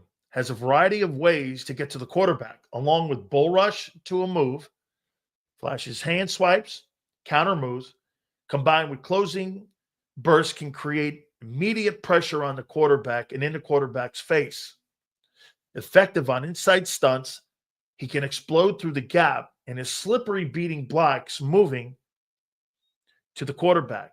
Lacks ideal bulk and his pad level gets a bit high. That's because all these guys are killing people at this level. That's not uncommon. There is some inconsistency disengaging from a block, especially in a pass rush. Needs to improve techniques to develop the ability to consistently stack moves. That's another common thing. Like, get this, guys. What's the one thing Jordan Davis completely suffers from? He has no second move. I've been telling you that since day one. What if some of these same assessments are? Some of these same assessments, these guys, a lot of them, don't have second moves. Why? When you're in college, you're killing people with your first move because you're just better. You don't have to have an array. Well, when you're going against Landon Dickerson, Landon Dickerson is not going to get beat on the first move. How many times have you Jalen Carter beating guys on his first move? I'm trying to tell you how hard and how unbelievable that is. When you see Jalen Carter killing a guy in his opening move, and you see it consistently, do you understand how overpowering that is to a player at that level? That guy just overpowers you like that? It's unbelievable. You're not getting a sense of how great that guy is. 99.9% of these defensive tackles that are coming into the draft on Thursday don't have second moves. I didn't. Every guy I played against, I killed. You get in the NFL, that's why that kid, Shamir Stewart, he stops. That's the ultimate nightmare. I'm not drafting that kid. Shamar Stewart, I have no interest in that guy whatsoever because I think he's just an athlete, and I don't think that guy has the motor to make it happen. That's the kind of shit Mozzie Smith has a problem with right now in Dallas. He stops. He doesn't have a good motor. and he doesn't have a second move, he doesn't have a third move. How many times did I tell you about Jordan Mailata on the left offensive tackle position? He gets beat on second moves. Who's that in the league? Trey Hendrickson. And I'm not saying Trey beat him. Shit, Fred beat him. Aiden Hutchinson, Myles Garrett. These guys got 7 moves. I mean, they'll flip, swim, cross-arm chop, spin, back inside. I mean, some of these elite dudes that rush the passer, bro, there's like 50 moves they have in one. And what's the thing you got to have? You got to be able to set the edge. So this might be a reach. I see a little bit of Joe Green and Jalen Carter. I don't have a problem with that. He's got the skill set. Okay? He's got the, dude, I'm trying to tell you. Look at this here. I'll show you. Let's go back up on the Bledsoe reports. Here's Kenneth Grant. Check this out. Here's Walter Nolan. Okay? Here's his deficiencies. Will occasionally get too high. Every guy that comes out gets too high. Why? I'm killing you in college. I can play high. I don't have to play with pad level. I get to the NFL, you better play with pad level, or you're going to get murdered. Okay? Here. Will occasionally play too high in a block and get stalemated, which means this. He fucking stops. Where's your second move, son? He don't have one either. You feel me? He's got Jordan Davis disease. This is what the Eagles think of him. Now, look, you can read up top and read all the exceptional things they're saying about him here. Versatile defensive tackle. He is lined up as a 5-4, 3, 0, and 1. That's Vic Fangio written all over it. Come on, folks. Are you crazy, man? Nolan has an ideal frame with thick muscular upper body and lower body power. His athletic ability is second to none. He shows a quick first step and ability to shoot violent hands to attack and stun the blockers.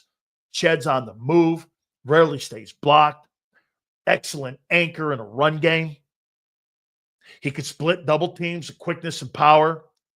Adapt at penetrating in the backfield on stunts, disrupting plays before it gets started, plays with a consistent gap integrity, with ability to locate the ball carrier, and is smooth in tackling runners. Fights pressure on downfield blocks. That means those guys don't stay on him. He doesn't stay blocked. A smart technician as a pass rusher. He has enough bend and flex and speed to turn the corner at the edge. They can chase on the move. Any quarterback in the pocket. Also flashes a quick out to move against the offset, which means an offset tackle, which means tight ends. He can play over a tight end. Okay, but again, now you go down into the deficiencies. Will occasionally get too high on a block and get stalemated. Can get upright on a stance and pad level is somewhat inconsistent. Some balance issues show up at times. Working laterally while being blocked. Rush plan could sometimes be out of sync. That's not uncommon. Okay? That's not uncommon. All of these things. Remember, when you're an elite football player and you're fucking killing people every day, you know what happens? It's not that you get lazy. You stay in a comfort zone. It's up to the D-line coaches to keep making sure that you keep evolving as a D-line coach. You know what Butch Davis would tell you his biggest mistake with me was? What do you guys think the biggest mistake that I had? Do you know what the biggest mistake was? Guys, do me a favor. Please hit that like button. What do you think the biggest mistake I had? I was very comfortable putting my right hand down. Okay? Putting my right hand down. And then get this. When they try to move me to right defensive tackle, I stayed with my right hand down. That's not how you're supposed to put your left hand down because he's trying to reach you. So when you don't have good people teaching you and evolving your game, that's why any one of these guys, just listen to the deficiencies here. Look at here, before we get to Xander here, here's Kenneth Grant, and here's his deficiencies here, okay? When pad level gets too high, he loses leverage. Gets too high, the guy's one of the best tackles in the game. Why is he too high? Because he's killing everybody at Northwestern. That's why, okay? He's killing everybody. Hand placement can get outside. You know why I don't like that with Kenneth Grant? What is that? Watch this. What does outside mean when with his hands? Watch my hands here. He's a flopper. See this? He's a flopper. The good defensive tackles, watch Jalen Carter. Puts his hands inside and controls you. You can't control anybody with your hands outside. You're automatic toast. Okay? You are automatic toast when it comes to an offensive lineman like a Landon Dickerson. Okay, so all these guys, you know who they sound like? They sound like Jordan Davis. You better be sure if you're replacing Jordan Davis, you're not signing another Jordan Davis. Any player, like I said, these guys here that I'm talking about, this is off the Blesto report. Bears, Lions, Eagles, Steelers all use this. This is one of their tools. And when you watch Howie Roseman on Thursday night, he's going to have that book and their book. And you're going to watch him flipping through. I'm flipping through right now with you. This thing's 600 pages long. All right. All that being said, don't forget, Gary Cobb's going to join us also at 4:30. Guys, do me a favor. Please hit the like button. All right. Without further ado, guys are doing a great job in the morning on Birds 365. He is our friend, Bigsby, Xander Krause. How you doing, brother? What's going on, Big Sills? How you doing, brother? Getting jacked up about Thursday? Yeah, man. 4 days away. I'm starting to feel pretty good about it. I think there is, Sills, we won. Like, we've only won 2 times in history. So I think this draft just feels different for most fans because of that reason. But the more I look at it, the more I think this is you can get a lot of good players in this draft in those middle rounds. I'm not saying that the top is the best it's ever been. I'm not saying the quarterbacks are all great. I'm not even saying that from a sheer entertainment value, it's as good as other years. But I do think there are a lot of players in this draft that could be starters in the NFL. So I think Howie and the team and the front office and the scouts and everybody will band together and get some players that this organization can use. As I said on Friday, I think the strength of this draft is from 15 to rounds 2 to 3 in the mid rounds, where you're going to be able to get pretty much, they're all clumped together. If you were listening, which guy, I thought there's 2 dudes in this draft that fit Vic Fangio. I do think it's Walter Nolan and Malachi Starks. I think it comes down to these 2 players. And if you had to draft one of these 2, who are you taking? You know, me personally, I'm going the defensive lineman. I really like the player, so that helps because when I evaluated him, when I looked at the tape on him, I like what I see. I also think he's raw still, so he's going to be, get with Clint Hurt, get next to Jalen Carter. I think he's a guy that will be Milton Williams expedited very quickly. I think he'll be that by halfway through year 1, and have a strong rookie year and a key contributor by year 2. I would take Milton just because I think the defensive line and the offensive line, but the trenches are why we've been such a successful team. And I understand your point. Malachi, I think, would probably have a higher floor for this team specifically. And you could maybe even say he would improve your team's chances of having a number 1 overall defense next year more than Walter Nolan would. But I don't want to get away from the trenches. Safety play has not been the reason our organization has remained at the top in the last decade. It's not. It's trenches. It's D-line and it's offensive line. So in a year when we lose 3 defensive linemen, I just feel like if you like that player, take that damn player. Now, they have to like him, obviously. Now, they did bring him in on a top 30 visit. That came out on Friday, so that was pretty good news. But I would lean Walter Nolan there. I think because that's their MO. And remember something, if you do end up picking at 32, I want people to understand one thing.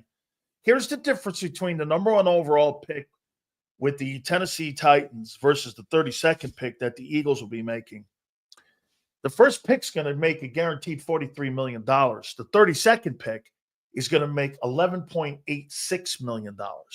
Is that what So there's a massive difference in that. And also the first pick in the second round is going to make $1 million less at $10.85 million. So you have to put that into context in there too, that's easy to move off of.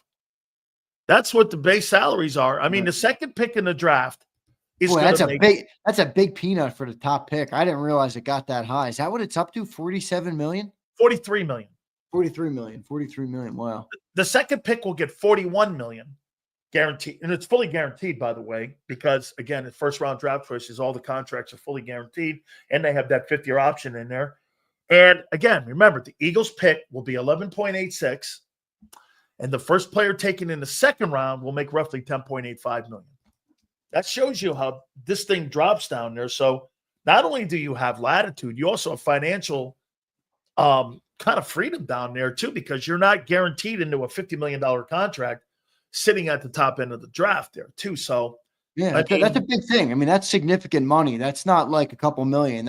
You're right about that. That's a big thing there. So I also wonder, it's not as big of a drop financially, but in terms of, giving yourself leeway, if you wanted to move, you could argue the top of the second round, as you pointed out last week, is probably the best spot to be picking in this NFL draft.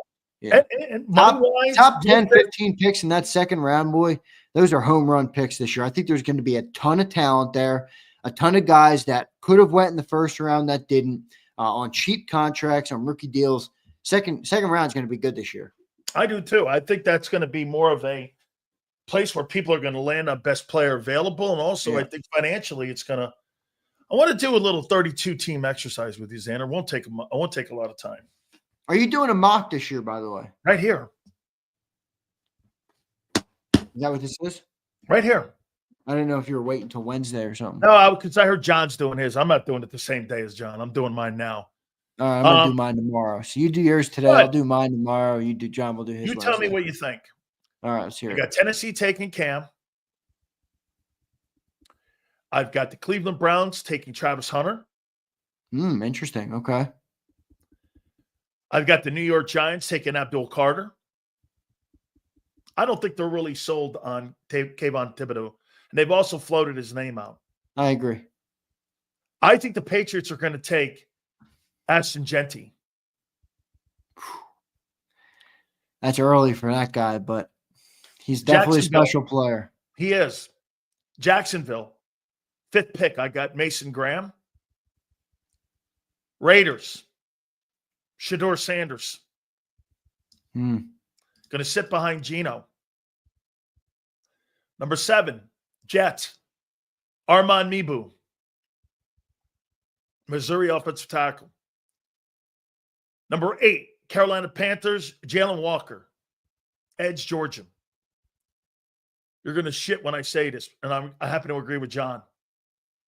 9th pick, New Orleans Saints, Jackson Dart.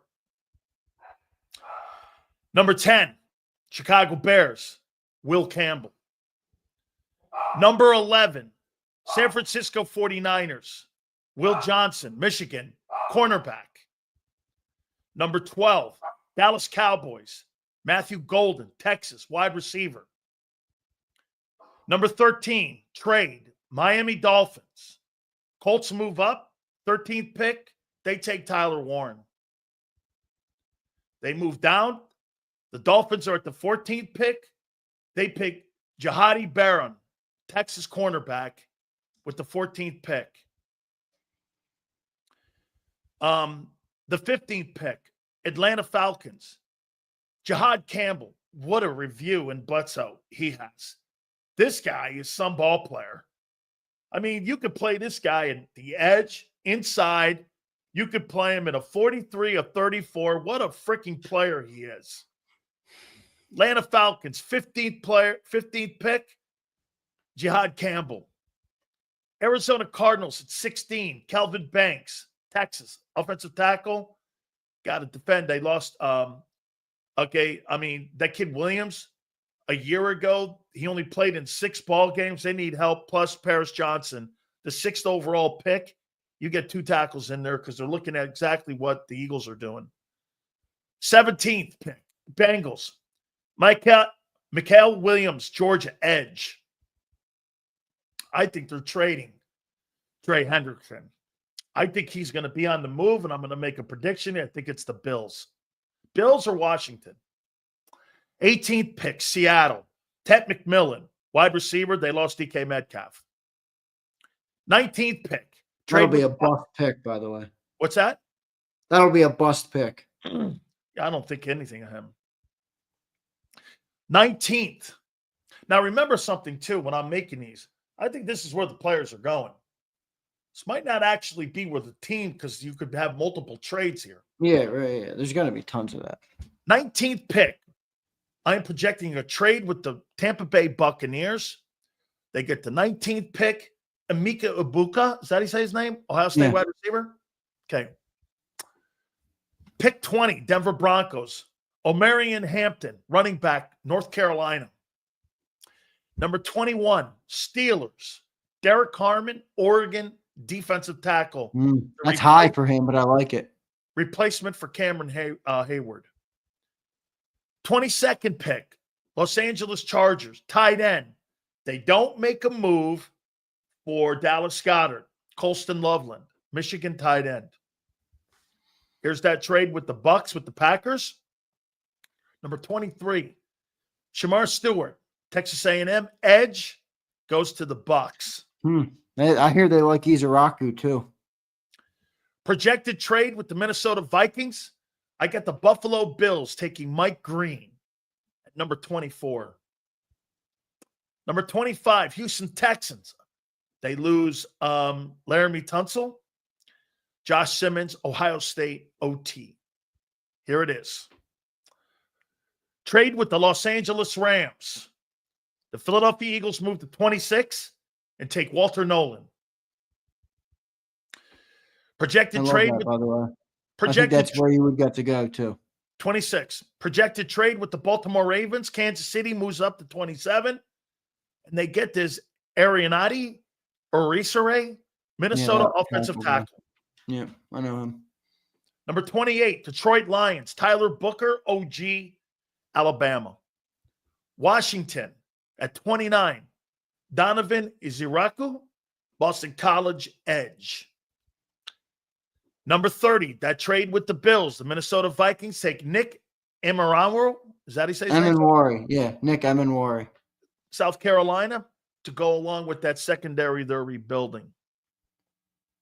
Projected trade that they did with the Chiefs, Baltimore Ravens, right next to Kyle Hamilton, Malachi Starks. Malachi Starks will play with the Ravens next to Kyle Hamilton. Good grief. And the Rams will take Luther Burden, Missouri, wide receiver, at number 32. I don't hate it. I thought it was a pretty good mock overall. I mean, yeah, I was reading on a couple that had a lot of these picks similar to you, where a lot of these guys are falling there. There's a couple dudes in this round that I really don't like that are gonna go. I know. I mean, but by the way, after reading the Bledsoe report, right? Dude, that high. You know why you have to take that quarterback that high? You got to take a quarterback to get on a rookie deal. You can't sign Aaron Rodgers. You're $60 million in the hole. How do you do all the trades? Like when I made a mock, I started making mine. I don't do any trades because I don't freaking know who the hell's going to trade where. I just kind of go out whoever's at there, and I make my mock based on that. Let me see. I mean, let me real quick recap here on what I did here. I want everyone, again, going all the way up. I wrote it down and I even put it on. I looked at the Bledsoe this morning, and like I said, do I like Jackson Dart? No. But it just makes economic sense, and it just makes sense. Remember something. Some of the quarterbacks, every one of the quarterbacks, including Cam, are reaches. And I do not believe the Browns are taking a quarterback at 2. I just don't, because of the deal they got with the guy who won't play for 2 years. I got Ward 1, Hunter 2, a dual Carter to the Giants 3, Ashton Genty. I know. But you know what they're seeing? Let me tell you what they see in New England with Ashton Genty. Bro, if I'm not watching what Derrick Henry and Saquon Barkley did last year with a power back and being able to run the ball and play lights out defense, why wouldn't I want to resemble that? Watching what the Eagles did, my quarterback doesn't have to throw, like you said, Xander. My quarterback doesn't have to throw for 17,000 yards. All I got to do is run the ball. Why not get the best back in the draft, run the ball, build the O-line up, build the defense up, and run it and try to win your ball games like that? Isn't that what the Ravens are doing? That's crazy talk, though. 4 overall for him. Yeah. Small school running back out of Boise State to a team that really doesn't win a lot of football games. I mean, that's just bad team building. I'll tell you what, though, man. They got a high. What's their offensive line like in New England right now? Are their offensive line good? It's getting better. It's getting better. And I'll tell you what, I'm a believer in Drake May. I know, but you're telling me they're going to have every tackle in the draft sitting there. Do they have 2 tackles they're good with? You're taking Ashton Genty.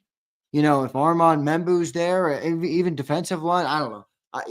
Will Campbell's there. All of these offensive linemen are on the board still, and they're going to take. But those guys Ashton Genty. I think those guys are all, like you said. I get that in the second round. At the top of the second round, I could get one of those guys. Yeah, I guess. Here, look, I'm not getting Ashton Genty at the top of the second round, but I just don't know if I love the fit there. But I'm not saying you're wrong. He is a top 5 player in the draft. Watch this. Here's the offensive tackles that are in the draft that are ranked in the first and second rounds. Ready? Okay, that guy Armin Mebu, 9.62. That's their rating with Bledsoe. Will Campbell, 9.59. Kelvin Banks, 9.57. Okay, first and second round.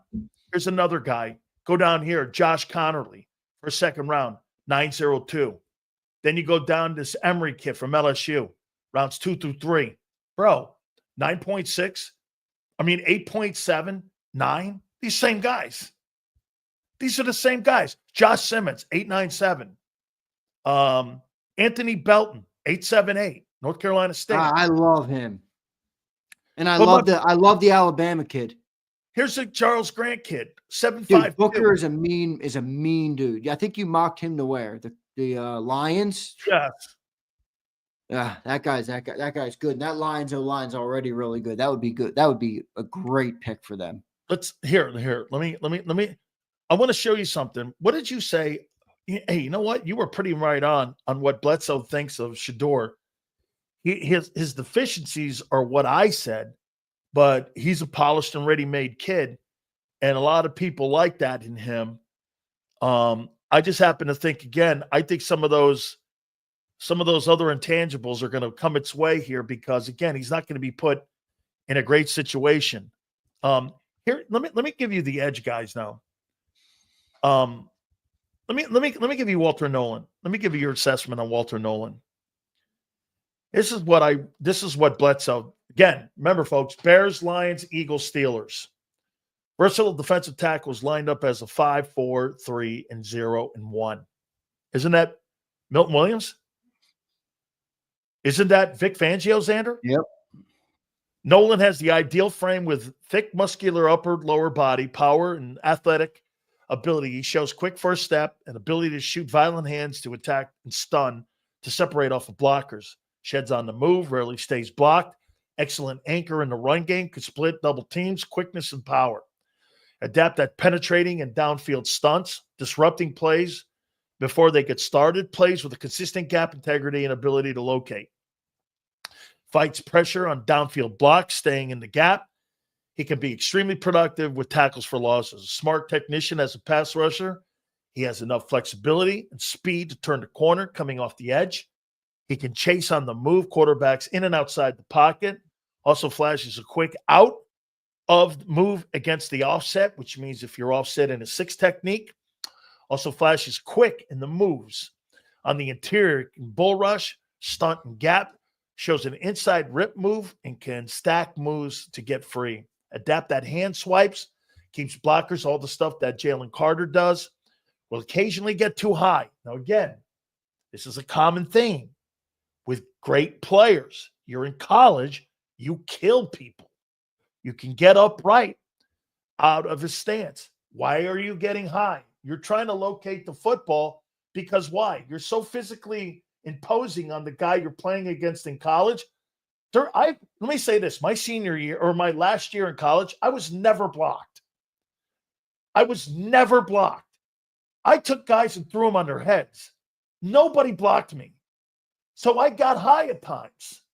Shit, you do that to Landon Dickerson, he's going to fucking pancake you.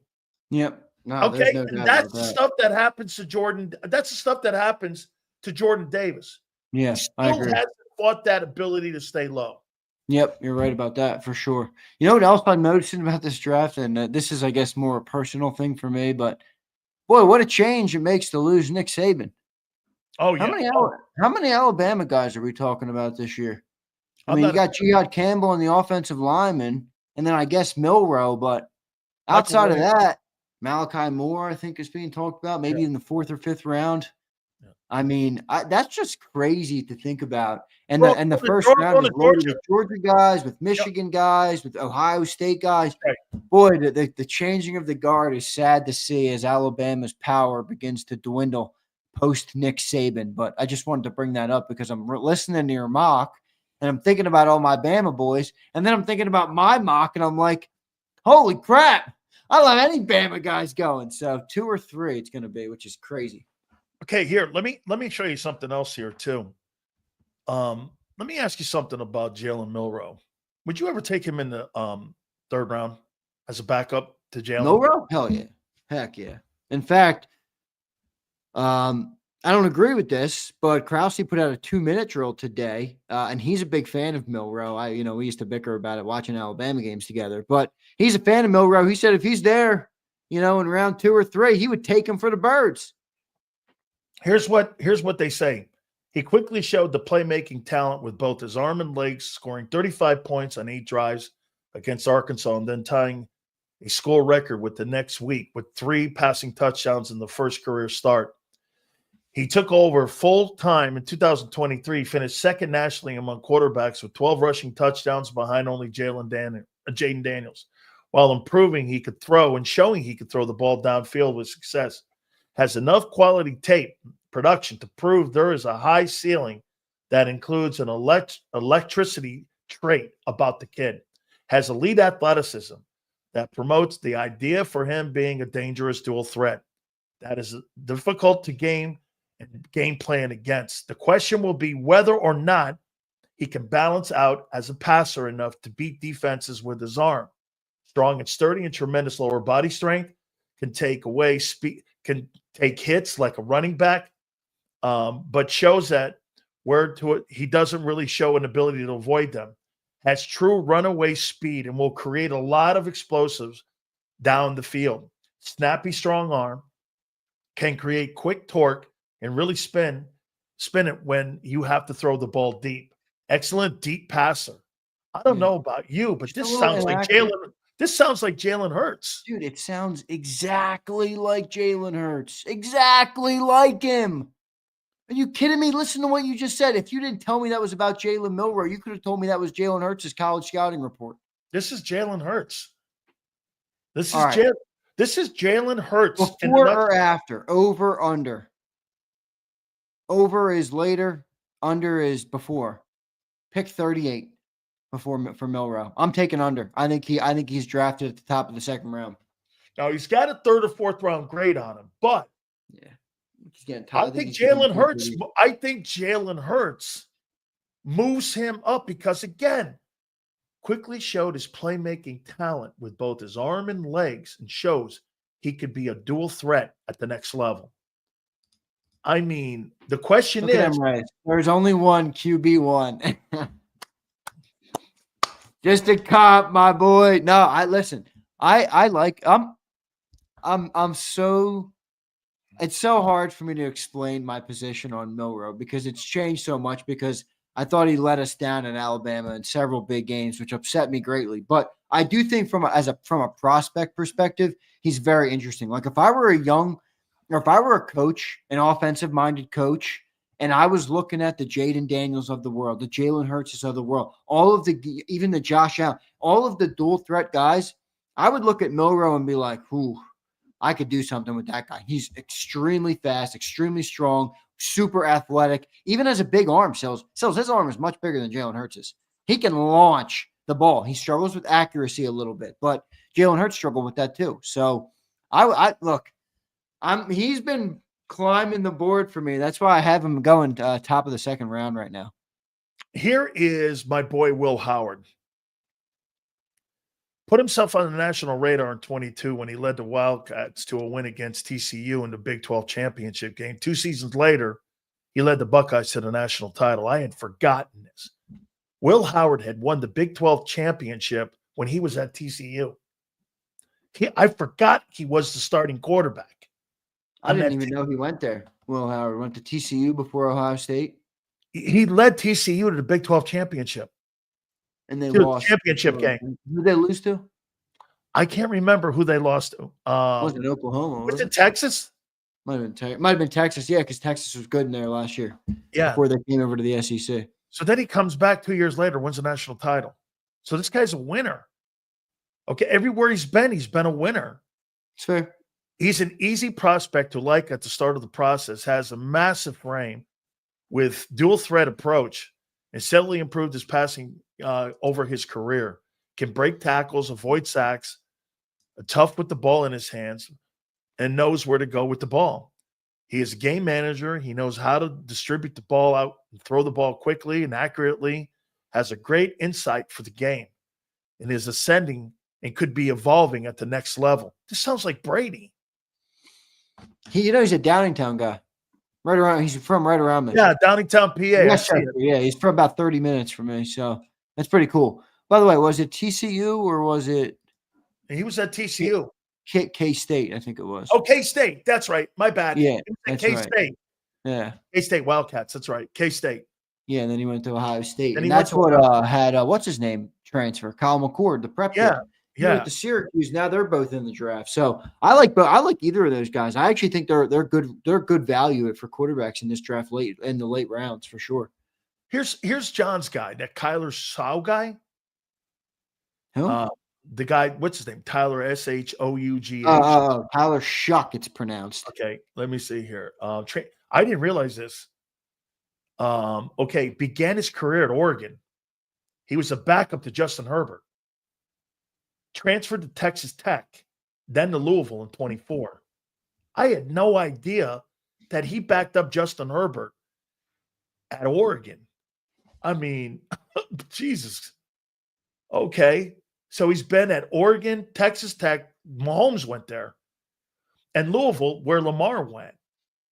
Well, the path has been anything but straight for the soon-to-be 26-year-old. This kid rises from adversity is noteworthy. On the field, he has a classic drop-back passer with obvious size and arm talent. He can create out of the structure, and once at the Louisville scheme, you saw a different player, improved all across the board with his arm and legs. His motion was improved, played great, and had great awareness in the pocket, feels the pressure, had enough arm to make every throw at the combines, can alter his release to sneak a ball in and under windows, adapt to throwing the ball to the spot, and is very effective.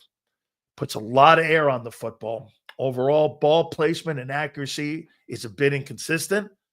A lot of wide misses. Just one full season of quality tape over 7 years of college. So, again, that's their problem with him, is that it's limited tape. You know what I mean? Yeah, he's going to be 26 in his first game. So yeah, that's old, man. That's old. That's ridiculous. You see how what do you make on how what do you make on how teams see some of these kids? You mean the quarterbacks? Anybody. Dude, hey, let me read you one last one here. And Let me tell you this, dude. Malachi Starks. I don't know how this guy is not a Vic Fangio guy. Indulge me here. Let me get down. We'll do one last one here. We'll do Malachi here. And listening to you tell me. No, look, I think it's Walter Nolan. Because I think you're right.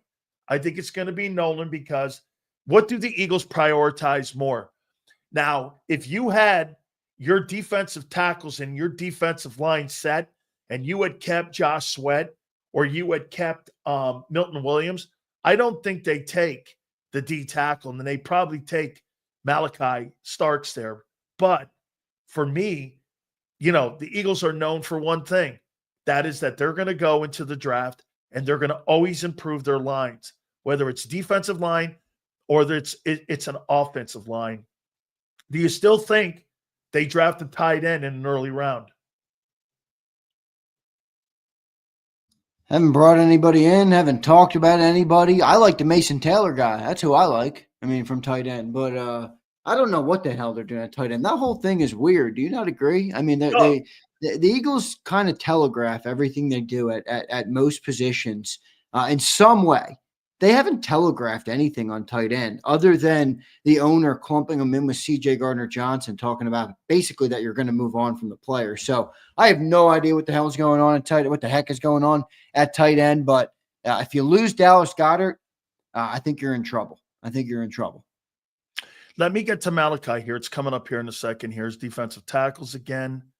Let me go. I'll tell you what, man, that grade that people and the comments that they have at for that linebacker from Alabama is so I can't he play, is bro. so Vic Fangio, man. I mean, you're talking about Jihad Campbell, right? You bet, man. He has got everything you want. See, there's 600 names here that everyone's looking at. I mean, wow, look, there's the defense. Abdul Carter has a freak show. I'll tell you this, there's Jack Sawyer and some of these guys I'm not real high on. The Pierce kid, I was a little disappointed in how the Eagles, or at least one of the metrics that the Eagles use to see him, I was a little disappointed in how they see him. There's Edge. I got one more coming up here. Then we'll do Malachi here, and then we'll can it here. You still think it's going to be him? It's going to be Walter Nolan. I don't know if it's. I think it's going to be him. So there's a chance he's drafted at 18. Oh yeah. There's a chance and we're not even thinking about it. Yeah, I mean, there's a chance he goes 15. There's a chance he goes 2 hours before the Eagles even select. That's right. I'm not falling in love with the player because I know the realistic reality is, we're not really in a position to not only draft him, but to really even to trade up for him. But if he does fall, look, here's the one thing I've learned from doing this pre-draft process. It feels like everybody says nobody's going to be there at 32 because you're sitting at 32. So every freaking guy we've talked about, whether they're mocked at 40 or at 15, it's like, oh, they're not going to be there at 32. Somebody's going to fall. Somebody is going to fall. Who on the Eagles board that they love will fall? It'll be somebody. I don't know if it's going to be Nolan. If it's Starks, I would be very happy to take Malachi Starks, but I just like Nolan because it follows the team building philosophy that they've had, and that has worked very well. Here's the last one. Malachi Starks. 3-year starter, 2-time first-team All-American, won the national championship with Georgia 22, and has started every game since week 2 of his freshman season, which is insane at a program like that. The do-it-all player with alignment versatility to play safety, nickel, and sparingly outside on the corner because of his great speed of 4.4. I mean, that's Fangio right there.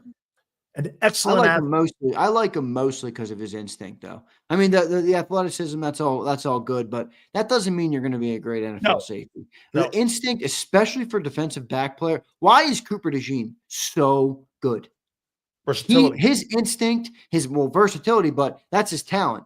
His ball skill, his instinct, his coordination, that's what makes him an elite player. The talent is obviously a baseline that you must have to succeed in the NFL. He has that, but his instinct, I think, is what made him so successful as a rookie. I think Malachi Starks has that. An excellent athlete with the change of direction, scales, ability, foot speed to make plays all over the field. Excellent in range and space with nice back pedal, noted bail technique, great range, and get this, great range playing the one high and two high safety schemes. Can be a true sideline to sideline defender at the next level. Notable instincts, processing speed to read concepts and take away multiple routes at once over the top and underneath. His start to stop ability matches no one and is an elite burst that rivals NFL players, allows him to close in space with an instinct to pounce on targeted wide receivers in the area. Sticky and man coverage, impressive technique, great hip movement to carry receivers across the field into out of bounds, has great hip flex moments, can show that he can play and match up against some of the highest and speediest wide receivers. Considerable ball skills. He will play through the receiver's hands to break up passes and will fight for every single pass. An asset in run support, more than willing to stick his head in the gap and will engage in taking on blockers and taking on running backs. Has a high motor, back pedal skills are elite, and he improved throughout his career at being an exceptional tackler. That's Malachi Starks. Pretty good. 9-7. I mean, I think it's Walter Nolan and Malachi.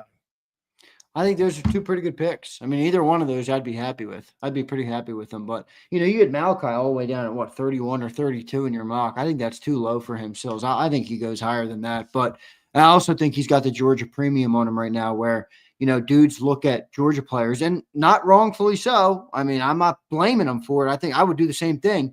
But I think it gives you almost a little bit of a vanity point, right? Like an extra boost to people. It's like, all right, if I have two dudes who are the same, I'm gonna take the Georgia guy. All right, I think that's what's happening. So I think Malachi's gonna go 25-ish, somewhere in there, probably. You think he goes around Walter Nolan? Yeah, you're right. I have him at 31. Yeah, it's pretty low for me. I'm gonna have him definitely a little higher than that. But Walter Nolan, I think I loved where you traded up for Walter Nolan. I think that if he falls, I don't see him falling much further than that. I really don't. So I could see 26. I thought that was a good trade up by you to the Rams. Because I actually speculated that this morning that maybe the Rams could be a trade out option for the Eagles. So I could see that too.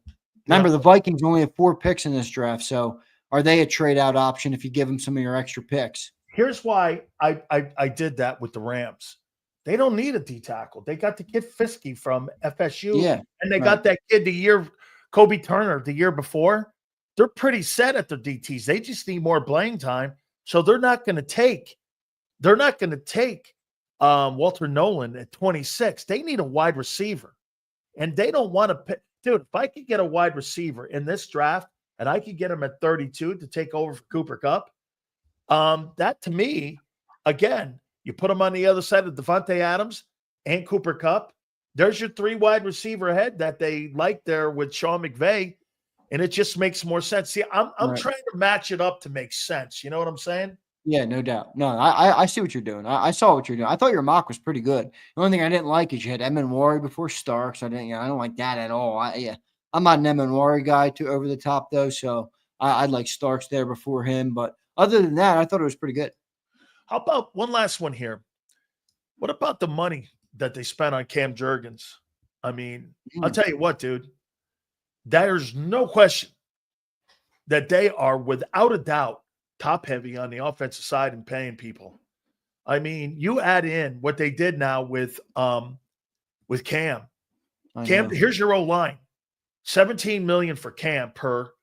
Mulata, $22 million per. Lane, $25 million per. Landon, $21 million per. Holy shit. No wonder the right guard is interchangeable. It has to be. You know what? Hey, and here's what you'd look at. Then you add the other. As of right now, Goddard at $14.2 per. AJ at $32 million per. Jalen Hurts at $51 million per. Devontae Smith at $25 million per. Barkley at $20.6. That's $228 million in 9 players. you're paying in salaries. It's a lot, but yeah, That's why they cut all those guys. this is where the conversations on the receivers and all that stuff gets interesting, because it's like, what do you do in the future? I know fans don't want to think about that. I'm not saying you have to. They're not moving on from anybody this offseason, but it is going to be interesting moving forward when Jalen Carter's got to get paid, Nolan Smith, all these defensive guys. So, or do they just let them all walk besides Carter? I mean, you keep talking about Nolan Smith. Maybe they just let him walk. Listen, I heard you say something today, and I'll say this to you and John. The trade stuff with A.J. Brown's not stupid. What's stupid is when. Well, yeah, it's happening. It's happening probably. It's inevitably happening. It's inevitable. You're dead on. You don't believe that guy retires an Eagle. No, I do not. No. Okay, 25, 26, or 27. When's the witching hour? And by the way, AJ knows this. I agree. He knows it. I do think that I'd put it at a 65% chance he plays 2 seasons from now, but that number could change. Like, I think obviously this year coming up, he's good. The year after that, you could make an argument a trade would be possible at the draft or something of that year, like this time next year. I could see that. I don't think it would. I would lean toward AJ playing 2 more years and then gone, but it's not out of the realm of possibility for next year to be gone. What if the Eagles draft a wideout in the 2nd or 3rd round? We just lost 3 defensive linemen. We just lost an offensive line. I mean, and is that what we continually pay people out the wazoo, and you consistently put all your assets over there, Xander? So you're saying pay all the trench guys and then just keep rotating doors at everywhere else and use your draft picks on that. I don't know. I mean, it's basically what they're doing. It's what they've done on the defense. But now they got players who are so good on defense, they have to pay them. Like, you don't let Jalen Carter walk out the door. I don't give a shit what your philosophy is. Same thing with Zach Bond. So they got guys who are so good that they're breaking their mold a little bit. What are they going to do? AJ's not making $32 million forever. Bro, one last thing I want to tell people here with you. Let me say this to you about Jalen Carter. I'm trying to express to people, when you watch Jalen Carter killing guys on one move and throwing them in like a trash pail, and knowing that 99% of the players can't do that, I'm trying to tell you how exceptionally rare that is. Every single guy I mentioned to you that's a prospect in this draft lacks a second move. Okay? Some of the edge guys lack second moves. Yeah, but Jalen Carter lacked a second move coming out too. Yeah, but because he never had to use it. He was so dominant in that one move. Still, here's the thing, though. There was still a projection that he would be this dominant in the NFL. That was not a guarantee when he was drafted. The fact that he's one moving and, as you just mentioned, tossing NFL linemen out of the way shows you how incredible of a player Jalen Carter is. But let's see. Maybe I don't think there's somebody of that talent level in this draft. But hey, maybe Walter Nolan ends up 30 pounds heavier and stronger in the next year, and he's got the same upside. I don't think he does, but I think he has Pro Bowl upside. I don't think he has best defensive tackle in the NFL upside like Carter does, but I think he has Pro Bowl upside. You think it's 90-10? It's a defensive guy in this first round? No, I wouldn't say that much. Or first pick. I wouldn't even say that, because here's the thing. If there's a massive run on defensive ends and defensive tackles, which, by the way, there might be. Milton Williams just got $28 million, and the edge rushers are making now $35 million plus $40 million in some cases. So teams are going to put a priority on drafting those guys because nobody wants to pay those contracts in free agency. Let's be real. That's what bad teams do. If you make your hay on that. So I could see there being a run on the defensive lineman. At that point, do they draft the safety? Do they draft Gray Zabel, a cheap, perfect, high upside offensive lineman that they'll have for 4 years on a rookie deal and give you the best offensive line in football for 4 years? That sounds more Eagles-y to me than Malachi Starks. Yeah, but I'm not drafting an offensive lineman at 32 when I'm down there and the top 4 guys are going and they're all the same after 4.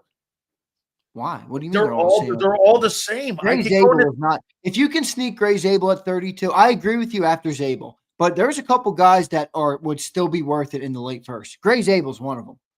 That dude is you talked about a Vic Fangio clone or a Vic Fangio perfect player. That is a perfect Jeff Stoutland player. Plays all 5 positions, versatile, mobile, fast, athletic. I mean, he is money for Jeff Stoutland. I'm not putting that past the Eagles. So you're going to spend that much money, then you're going to put a first rounder at right guard too. Yeah, that's not really what you asked me. You asked me. You asked me 90-10. I said no. In my estimation, it's not 90-10. The Eagles would do that. I would not rule that out to the tune of 10%.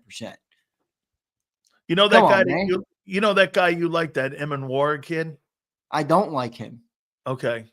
Yeah, I like his athleticism, but that's they called about him a missile on the field.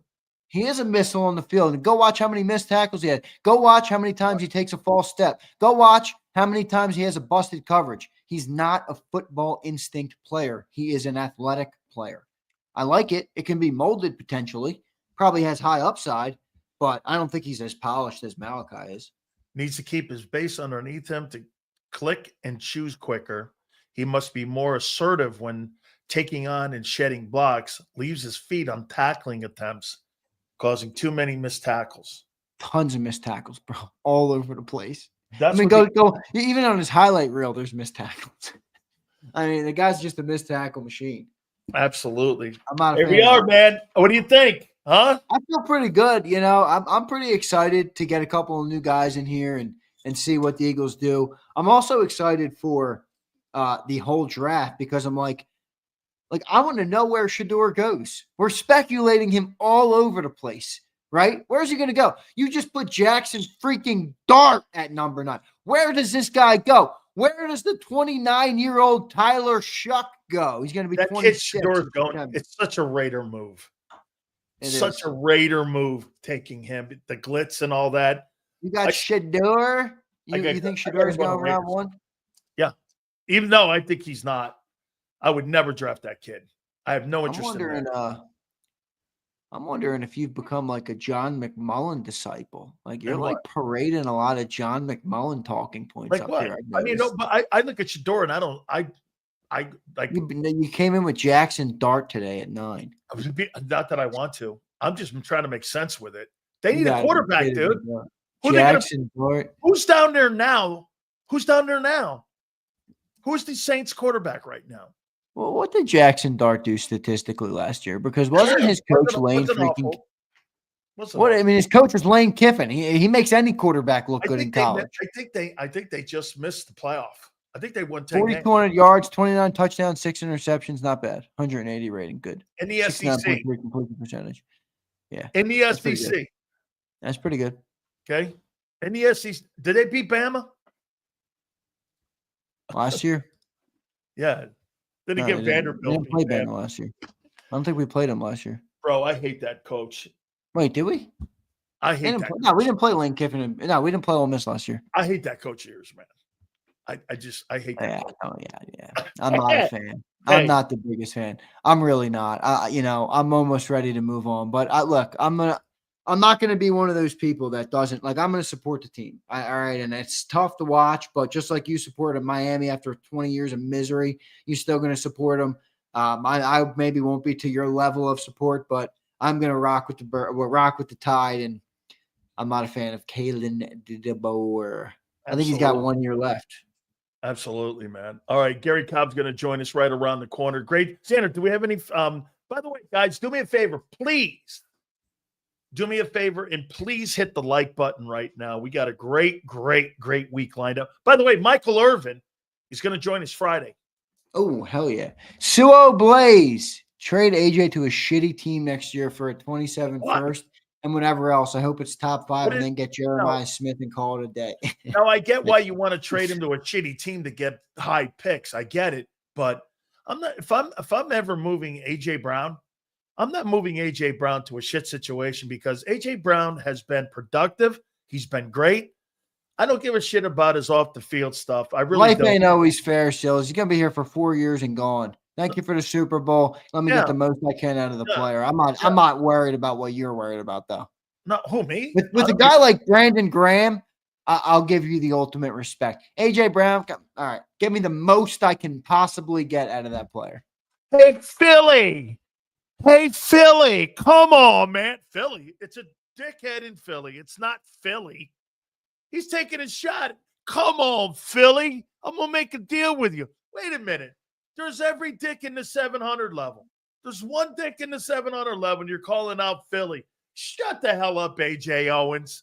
Come on, man. And listen, here's one thing I'll say, though. I live in Philly, okay, outside of Philly. And he ain't wrong, all right? There's a lot of theft around here. There's a lot of – so you got to be careful, all right? Anybody that's stealing A.J. Brown's car, though, come on, man. You got to be better than that. But, the guy's driving a Rolls Royce around, and I he's know. talking shit. And And hey, let me say this to you real quick before I get to JAKIB. Let me say this. The reason why I got hammered by somebody on USA Today, I'm sure it's coming out soon, about Shedeur Sanders and my take. By the way, thank you very much, Mike Florio, for commenting on Bruce Arians, giving the show some love that he was instrumental in bringing in Baker Mayfield. Be great if you dropped my name, Mike, but I know you and I don't see eye to eye on everything. That's cool. He just mentions the freaking show and not the network. That's all right. And, and here's my thing with Shedeur. You drive a Rolls Royce around yourself. You make $4 million a year. You're open to the same scrutiny as Jalen Hurts is open to when you're making that kind of money. You ain't an amateur athlete anymore, son. Okay? I don't disagree. I think he's handled that criticism well, though. Yeah, we'll see. I mean, they are retiring his jersey. Wait, they are retiring his jersey after going 13-12, which is just an abomination. I mean, wait a minute. By any metric. He goes 13-12, 1-8 against top 25 team. They didn't win any bowl games, and he didn't win any game versus a top 10 opponent, and they still retired the dang jersey. Shit, Rodney Peete. That dude ended up at USC where Cobb did more than one Rose Bowls, man. No doubt. All right, Sills, I'll see you, brother. All right, man. I appreciate it. I appreciate you guys very much. Guys, do me a favor. Please hit that like button. So, as I guarantee you, Gary Cobb was in this report at one time. There's a service called Bledsoe. And we've been talking about some of the players, good and bad. In Bledsoe, it's Bears, Lions, Eagles, and Steelers that use this service. And we laid the players out. Okay? Thursday coming up, we're going to find out where they're going to go. Without further ado, we'll be covering that for Fox 29 in Philadelphia. Our very good friend, JAKIB, joins us now to give us his insight here.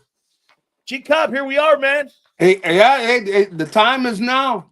Yeah, we're going to, this thing's going to get interesting because, the Eagles, they do things during the day of the draft. They're going to, they could move up. They could, depends on what they're thinking. I'm not sure. They have really kind of shown that Dallas Goedert, there's something's going to happen at the tight end position, but that's probably going to be maybe in second round, third round. I don't think they're going to do that in the first round. See, with the whole tight end thing, but I think Dallas is probably going to get traded.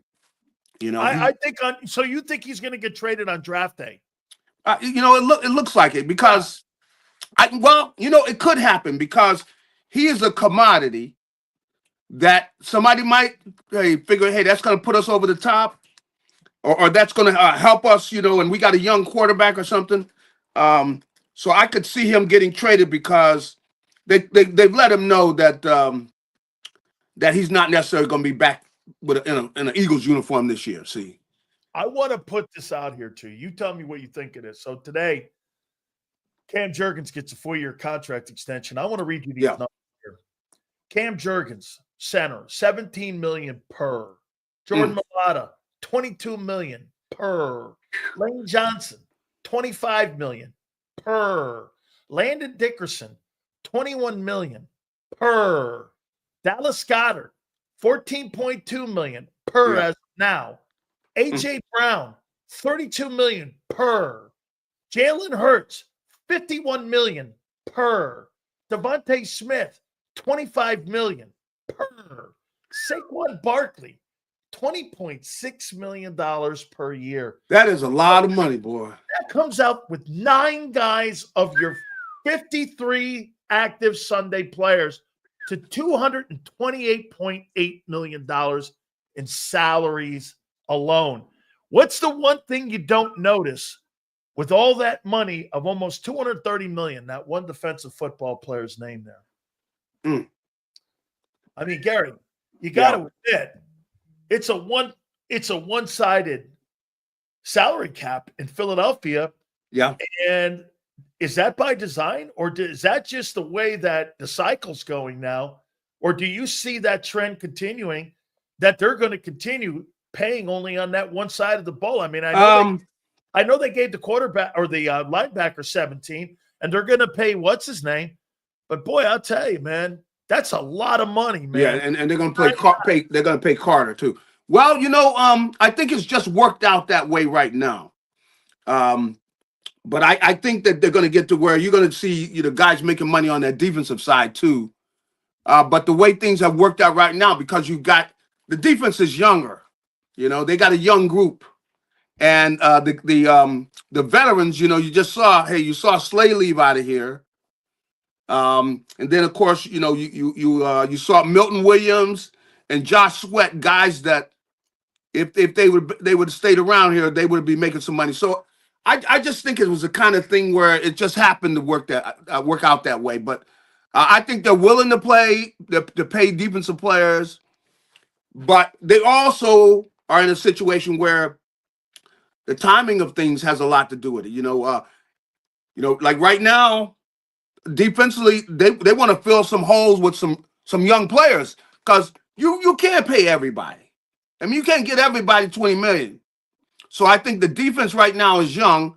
Of course, it's going to get older, and then they're going to have to make some changes, and then eventually there'll be guys on the offense, more guys on the offense who are young and everything. So I just think that's the way it works out. I think they're willing to pay defensive players, but it's just a matter of timing right now, But we'll see. If they hit it right, they're going to keep these young guys. Well, you see, like Jalen Carter, he's not going anywhere. He's going to make whatever, 30, 40 million a year. But here, Gary, here's the difference now. And I was bringing this up with Xander. Here's the difference where you're picking at 32, and maybe even if you wanted to trade out into the second round, into the top of the second round, which I believe, if I'm not mistaken, I think it's Cleveland. Here, get this. Here's the ideal. Now, the number 1 pick by Tennessee is going to make a commanding $43 million fully guaranteed. The second pick is going to make $41 million guaranteed. The Eagles at 32, that money drops significantly down to 11.86. So you got a little movement down there. Wow. And the first player in the second round, he's going to make $10.85 million on his contract. And you don't have to worry about the 5th year if you're the first player in the second. Do you see the Eagles? Again, if you had to pick between Malachi Starks or Walter Nolan, a D tackle, or let's just say this, safety or DT, whatever that name looks like, what do you think that they would be more likely to draft? A DT or this Malachi Starks, who's, in my opinion, I think he's a great-looking prospect. He definitely does. He does look good. And, turnovers, how important turnovers are. The only thing is, the way they got their board set, the way they got their whole thinking is, the line, a great line can make up for a mediocre secondary.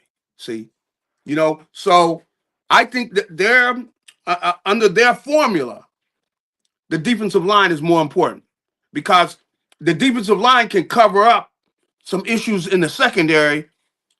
But some great players in the secondary can't cover up a defensive line that can't get there. And eventually, you're going to get beat if you're not winning the battle up front. That's the way they believe. That's the way that they have built the team. So I think if they have the situation where they have a choice, the priority is the defensive line.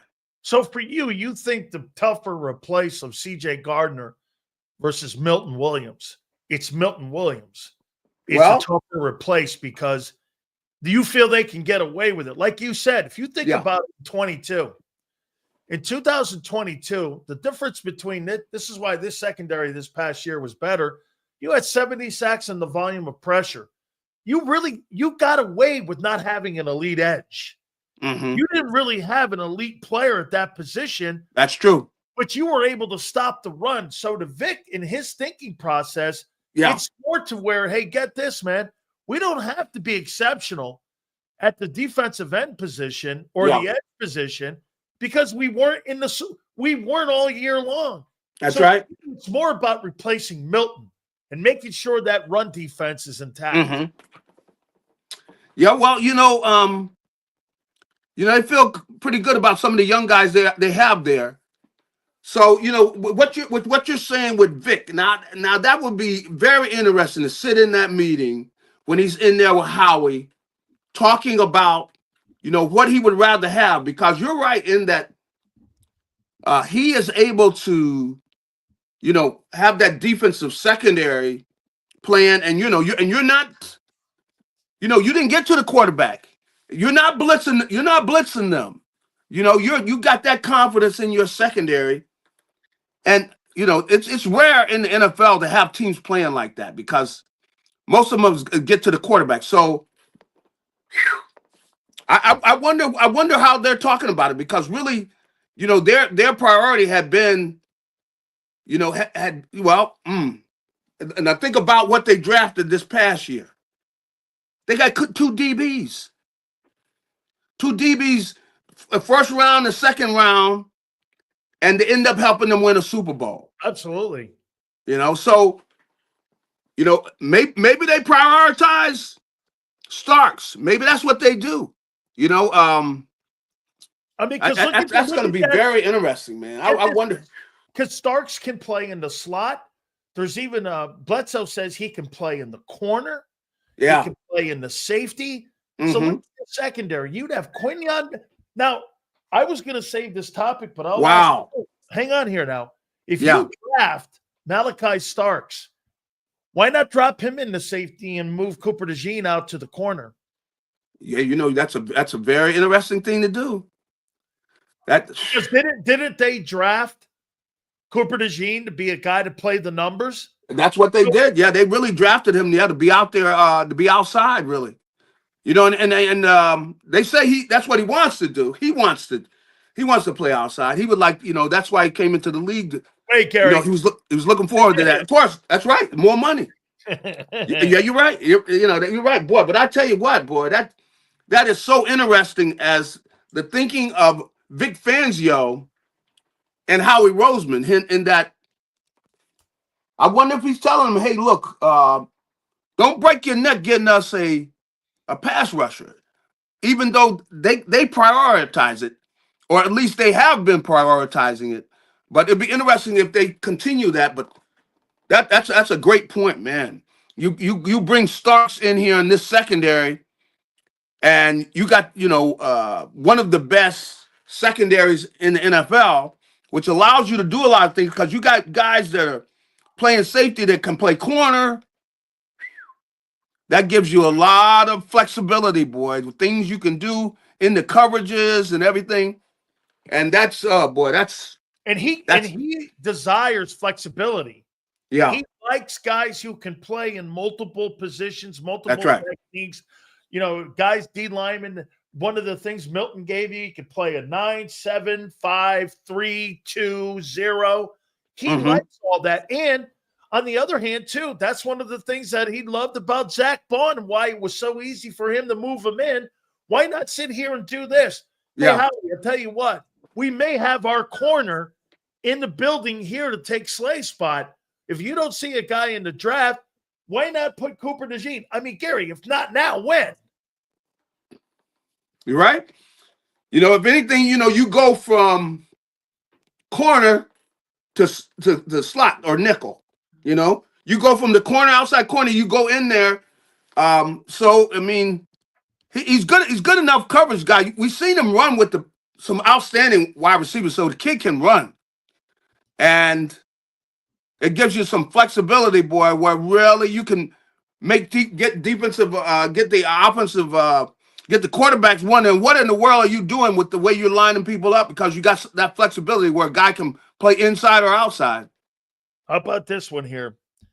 Couple last ones here for you. Okay, I got to go with AJ Owens here. Excuse me, AJ Brown here for a minute here. Yeah. I mean, what is look, going on? Somebody stole his car? somebody stole his rolls. Now, my question would be, hey, dude, if you're going to park it on the street in South Philly, Hoss, man, I'm not thinking that's going to be a place you put a rolls. Wow. I just saw, a blurb of that. I'm wondering. So they stole his rolls. Yeah, Oh, man. right out of his driveway. Woo! You know what he do? Leave the keys in it? Well, hey, the guys stealing rolls, they're probably the experts, man. They're probably good, man. Hey, I'll tell you that, hey, JAKIB, they're not stealing an F-150. I mean, these guys know how to get in there and get out of there. Because he even I saw a blurb with him saying something, but I'm going by that, whatever. He's just talking. I didn't realize he was talking about they stole his rolls. Stole his rolls. Because I saw him said, bring it back or something like that, whatever. Yeah. Hey, JAKIB, that's what I mentioned. Hey, I'm going to put it out there to Philly. I was like, dude, what dickhead stole it? Philly didn't take it anyway. Yeah. He goes, hey, I'm going to tell you, if you bring it back, no harm foul. Yeah, okay. I'm sure that's going to go over well there. They stole his rolls. Stole his rolls. All right, I do have a question on him, though. What year? 2025, 2026, 2027. When of those 3 years do you see AJ Brown traded? Or never?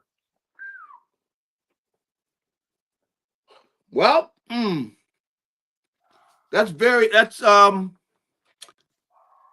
I could see where they might do it down the road, but it would be I just threw maybe those the last year. He'd be here a couple more years, maybe. I just threw those numbers at you. Mm-hmm. Do you think he's the next dude in line to be knocked off the team because of that $32 million? Remember something. He ain't a homegrown guy. Yeah, I know, but well, the way these salaries are going, 34 ain't gonna be 34, much longer. That's right. You looked at the 34, now 34 is 24. Hey, So Gary, my uncle, I posted, I had a $40,000 incentive for working out for 3 months. I put that up there. mm-hmm. I remember when I signed, and I know you signed a couple of years before I did, so the numbers are even worse for you guys. And so my uncle goes, I made $18,000 in a 17-year Hall of Fame career. You made $400,000 signing bonus. I think that's kind of what we sound like a little bit here. So I always got to make sure I put that in proper perspective. But I used to always tell Robustelli, I go, yeah, but dog, you played back in the day when you rolled up your helmet and you put it in your back pocket. So he was like, so now I sound like that guy that I rolled my helmet up and I put it in my back pocket. So hopefully we can say goodbye to JAKIB here, man. Hopefully, if not, we're all good. Think maybe that he ran out of steam with the cell phone there, but hey, man, there's a lot of decisions to be made here. A lot of decisions. Get this. Look at this guy. Who cares what he said? You really getting? I'm not getting mad at anybody, son. Jay speaking out with someone stealing his car. Come on, man. Nobody's talking about that. Let's bring JAKIB in here, man, to say goodbye to the guy. All right. Yeah. Gary, so Thursday, tackle safety offense. Tackle safety offense. You mean what they're going to do? I think they're going to go with defensive tackle. I could see Nolan or somebody like that being the guy. I think they're going to go with that defensive line. I think that they look at the formula. I think that maybe the second round they go tight end, but I'd have to lean there now. I don't say that as confident as I would because really, Malachi Starks, another Georgia guy, man. They're in love with those Georgia guys, man. They are. Georgia's like the old USC Miami stuff back in the day. You know what I mean? Yeah, that's the way teams are. They fall in love with schools. You're right. Hey, Gary, do you think yeah. that if they draft a D tackle at 32, that's the end of Jordan Davis? Yeah, I think that I do think. I think that would say that, you know what, we're going to move on. Yeah. I could say that, because that's admitting that, hey, we've gone Georgia. I mean, we can't be right with all of them. And, and so here's something you could think of doing now. You could sign that 5th-year option, which means you would get him for 2 years. Last year coming up in a 5th-year option, it kind of hoses the player, obviously. Yeah. But you would get him, and get this, Gary, Jordan Davis at $12 million, $11 million. I know it's a little high for a guy who plays 2 downs, but he did help the defense become the number 1 defense. And the less he plays, that means they're in 3rd down more because they're taking care of the run. Yeah, that's true. That doesn't sound psycho to me, to pay the guy $11 million to ensure I have a good run defense. Well, I don't know how those numbers look to them, but now that could be something where it's low enough to where they're able to do that type of thing. Because he does. I mean, he's a monster against the run. Now, you got to double team him, and you could double team him, but that doesn't mean you're moving him out of there. See, so he is good in that area, but the league is different. The NFL it's a passing league now. It's all about that passing game, and you got to be able to get to the quarterback, and that's why he's looking over his shoulder, because they're probably going to draft. Or they could very easily draft another defensive tackle, and you think about how many. How long have they haven't been here that long? You got him, and you got Carter, all these defensive tackles, and they could go get another one. But that shows, their priority there, and they know that if you're getting pressure up that middle, it makes it tough on a quarterback, boy. How about this too? If they do draft that D tackle or an edge. In the 1st round. Listen to this. In your front 7, Nolan, Smith 1, Carter 1, Davis 1, and this new guy would be 1. You would have 4 first-round picks in your front 7. Man, that's a lot. That's a lot. That's a tremendous investment. That's a tremendous investment, boy. I tell you, that is. But that's the way. Hey, that's the way they think. Because they know if you are winning that battle up there, if you got the quarterback who's not comfortable, then it makes everybody else's job easy, man, or easier. So they got the ring last year, and you saw. Come on, look at that Super Bowl. Oh, I got it. They didn't blitz, and they didn't blitz. So they got. I tell you, I say, it'll be a defensive tackle or edge rusher. I think that's where they're going. They're gonna go that way. Because, man, if they look at the Super Bowl, they go, look at this. We do this again, we'll be back here again. Absolutely, Gary. I appreciate it. I can't wait till Thursday, man. This is going to be fun. I'll tell you this. I don't know if the draft is good, but I think the drama is going to be great.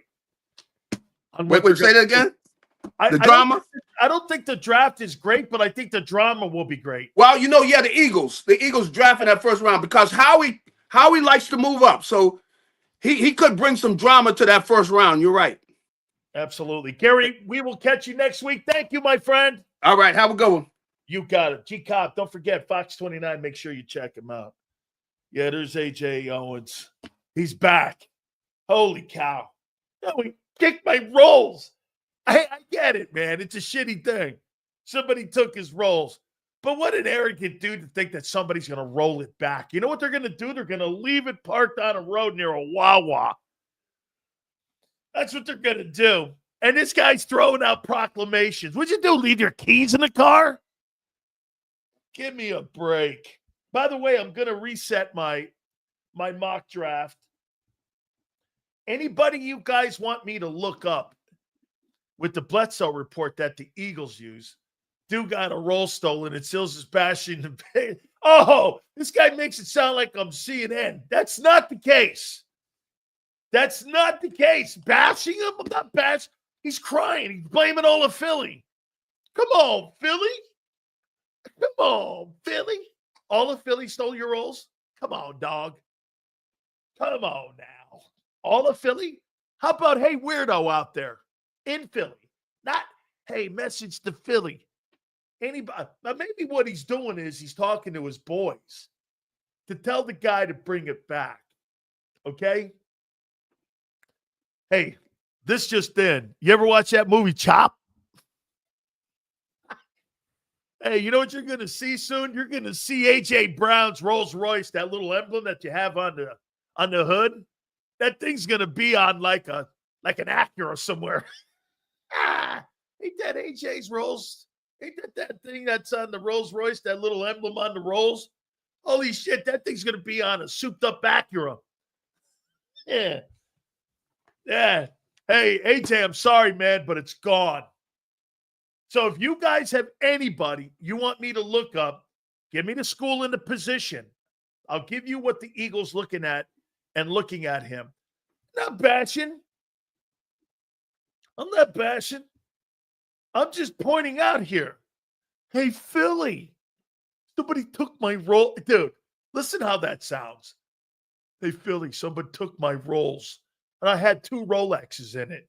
Yeah, I'm not really caring that much. Yeah. You know, man, my car's broken down and leaks oil. This guy's talking to me about it, having his Rolls Royce stolen. I don't know.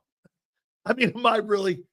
Hey, looky, I'm on the lookout for AJ's Rolls. What do you think we live in? Stark, Mississippi? Come on now. A defensive end from that Jackson kid from Arkansas. We'll do that. Scatterboo? All right. We'll do all this. Keep you guys. Wait, I'm going to take a timeout and we'll reset here. I want to do my mock draft.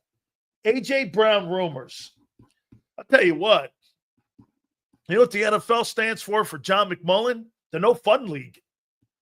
The trade rumors of A.J. Brown. Bro, he's getting traded. It's just a matter of when. He's not going to have a Supreme Court appointment. And don't forget something on the money that would hit the cap.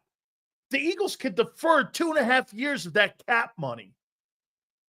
Anybody today, if you know the CBA, you can defer that money. It's not a 1-year cap hit. Anybody knows that. That's ever read it. Okay? I mean, I want to mention to the NFL Alumni Association, thank you very much for the opportunity. I got to, real quick, I got to throw some love out to the Alumni Association. Big Sales is going to be working with the youth football guys. And I want to thank everybody there at the NFL Alumni Association. I'm going to be in, I believe, if I'm not mistaken, I'm going to be in San Francisco. I'm going to be in Ontario outside of Los Angeles.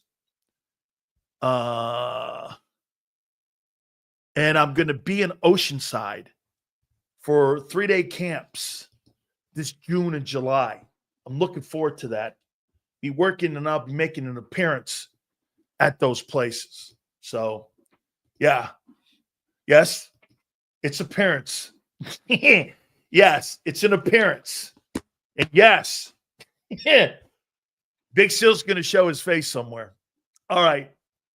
Big Sil's leaving his house. There's scratch there. What are you talking? There's big money. I'll put the places again. It's like the 23rd through the 25th in July. And yeah.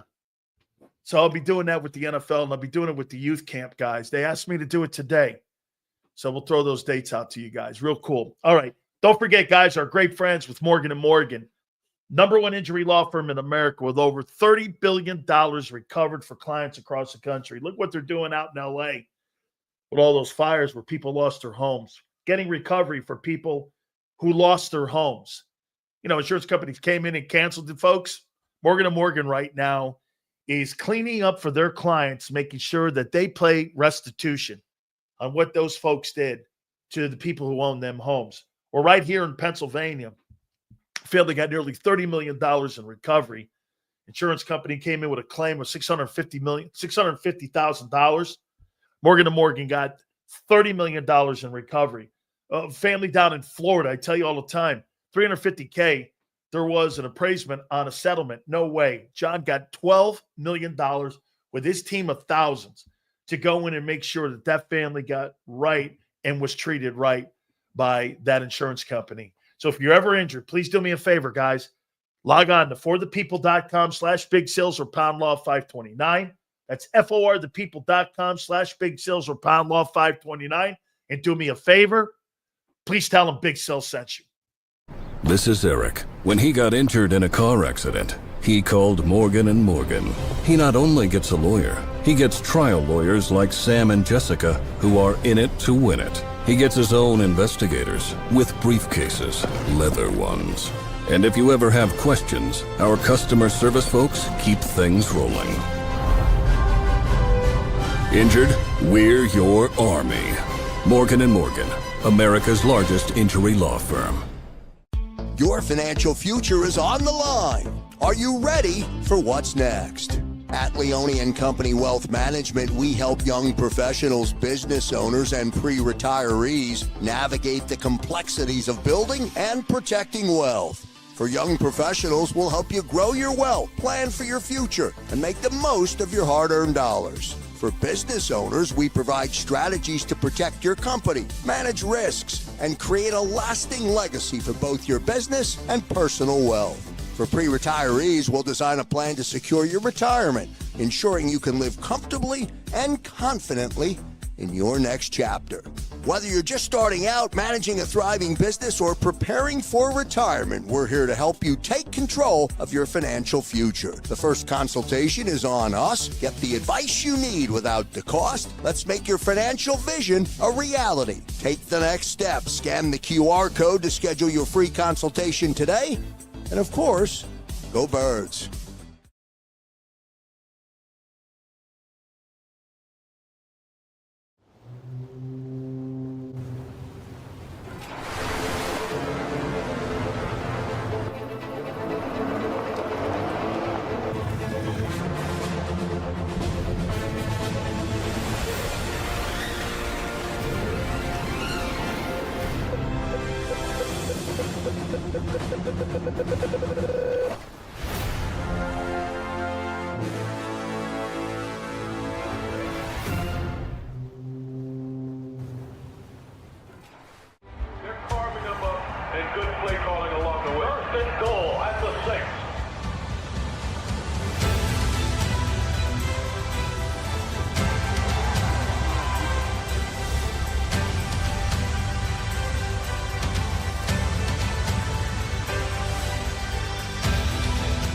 Field of life, First Trust Bank is there for you. Champions on three. 1, 2, 3. Because Philadelphia dreams deserve a Philadelphia bank. In our hometown, we all look out for each other. We step up to keep our communities going strong. And at Independence Blue Cross, we're here to keep you going strong as the #1 health insurer in the region. No IBX is always looking out for you. EAGLES,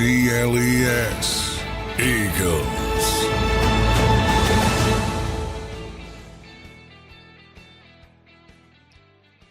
Big Sales National Football Show. Do me a favor, guys. Please do me a favor. Hit the like button. Give me a total on the likes.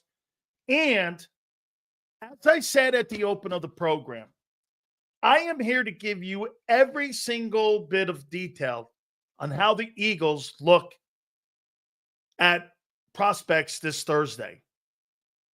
We have one of the metrics that they use. Any player you want to know about. This isn't my comments.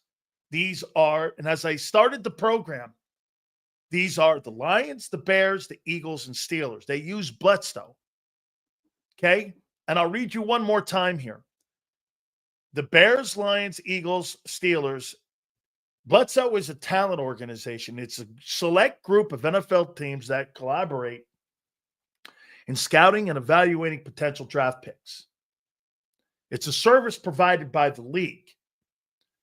It helps teams share information, experience, allowing them more effective and being able to be efficient in identifying assets and talent that is going to be in the NFL draft. Here, Bledsoe's a group of NFL teams that works together. The evaluating of potential draft prospects, gathering information and sharing among member teams, resource sharing, early draft preparation, information. Also, get this, membership. Teams pay annual dues to participate. The Eagles pay for this. Scouts. Each team assigns at least one scout to the organization. So you understand, the Philadelphia Eagles pay for this service. And I've got a copy of it. Okay? Every player that they're going to look at is in this service. Anybody covering the team, ask them if they have a Bledsoe report. I have a Bledsoe report. I've been reading it to you. Okay? This is what the Eagles are reading. Now, again, they're going to have their own book. Okay? They're going to have their own. That's why on Thursday, you're going to see Howie with a couple binders, and one of these are going to be the service they pay for. I'm very fortunate that I've got friends inside the NFL that gives me one. Team meetings in Florida to discuss evaluation and reports. So Howie will be on a phone call with Bledsoe, and they'll go over these evaluations. Reports, Bledsoe, a national reports compiled from these evaluations shared among member teams. Evaluating players, often including those attending pro days and workouts. So this not only adds to the combines, but it's pro days, okay? It's their pro days and when you have individual workouts.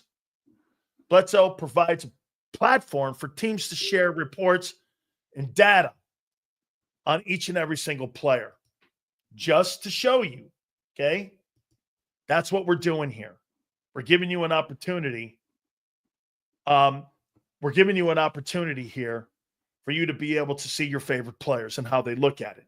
So I would say this to you. If there's a guy you want me to look up, be a little bit patient with me and I can look him up. We gave you a whole boatload of these guys that the Eagles have been looking at. Okay? I mean, Malachi, I think after us looking early, Malachi Starks, I'm going to go over and reset my mock draft as well.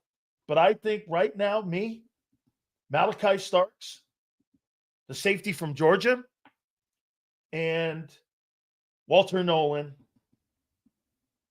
the defensive tackle from Ole Miss, look to me to be the guys that the Eagles are sitting there isolating on. Do me a favor. When you just are throwing names out, I don't know all the names. So like Drozone, I need a school and a position. I'll reset some of these for you. I'll do Pierce. Let me write down some of these names. We did Pierce early. I'll reset some of these. Can't just put PSU safety. That's not going to cut it. Give me a name and a position in school because there's 700 names that are on this. Okay? We're the people who were mad we didn't get Arnold last year. Nobody's mad. Arnold made the all-rookie team. Okay, we'll take a look at him. Kevin Winston, PSU safety. Again, this is one of the scouting services the Eagles use. Guys got it. This is really good. Good stuff. Gunnar Helm.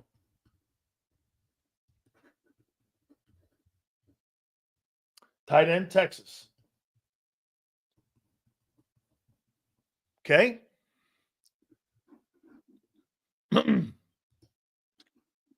Trying to get me not to be upset. Why would I be upset? It's draft week. Okay. Why would I be upset? There's a ton of shit to go over here. Okay, Sebastian. What, Twiz, I'll do that for you. Sebastian Castro. Let me get 5 of them. Iowa. Safety. I'll do that for you, brother. Eagles trading AJ to New England for the 5th to get Carter. I'm not sure Carter's going to be there at 5. Okay? I'm not sure he'll be there. All right, so we got enough here. Let me go. Let me start with my boy Twiz. Let me go with Twiz here.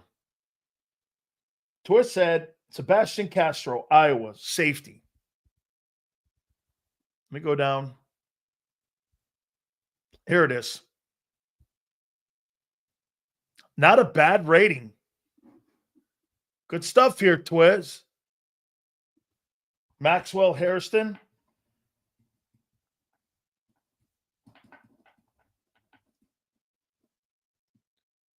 Cornerback. Okay, good. Okay. And remember something, folks. This is an Eagle Scouts report. This is an Eagle Scouts report for Sebastian Castro, Iowa, from Oaklawn, Illinois. They have him in the range of 2 to 3. He's 5'11", he's 203 pounds, and he ran a 4.59. He typically aligns as the nickel with extensive snats at safety as well. Solid height and length with some weight concerns. Versatility will be enticing for teams at the next level. Look at Twiz doing his homework here. At nickel, his physicality at the line of scrimmage sets him apart with a strong jam while matching them step for step off the line of scrimmage. From too high alignment, look at Twiz, man. Twiz, it's an A+ take by you. This is an A+ take by you.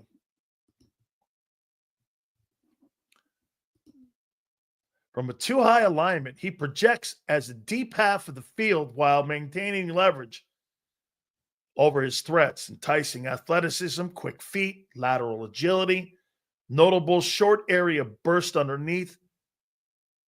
So click and close on receivers in a hurry. Considerable change of direction skills when breaking on the ball and flipping downfield after the pass is thrown past him. Excellent job at undercutting routes and high-pointed passes to come away with intercepting on breakups.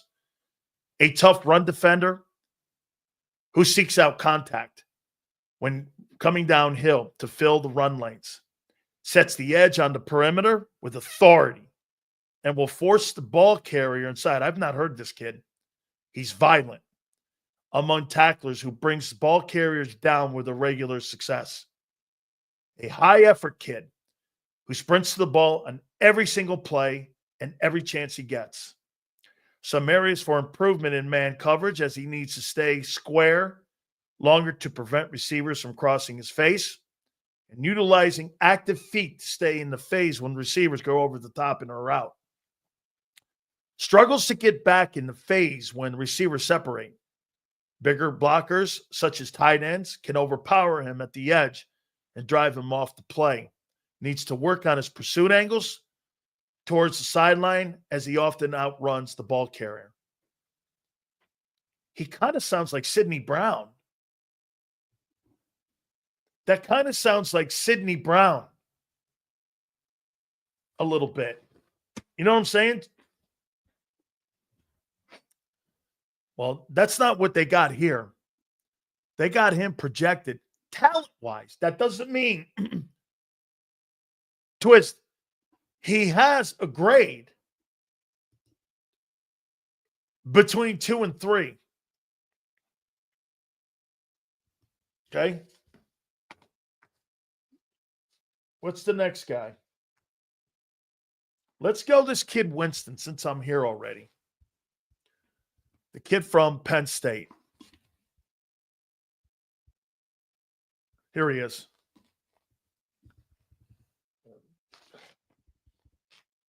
Okay.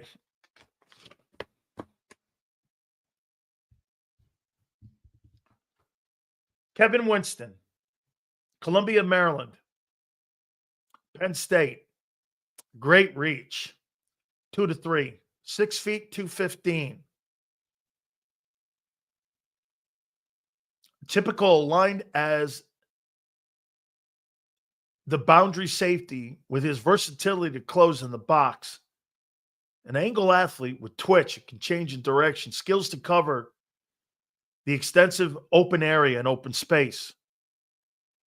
Makes ground quickly across the field with speed and long strides, quick to diagnose and react to plays happening in front of him.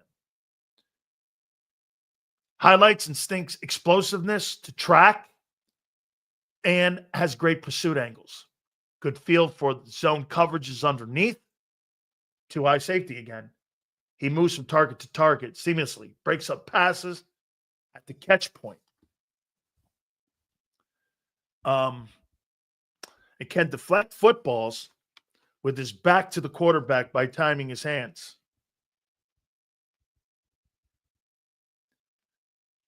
Quality man coverage skills, can stick with speedy wide receivers downfield, explosive out of his stance.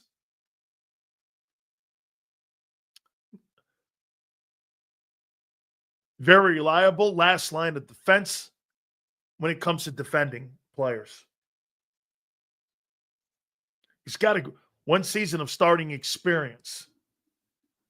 That's a good read on him. Again, there's not enough tape on him.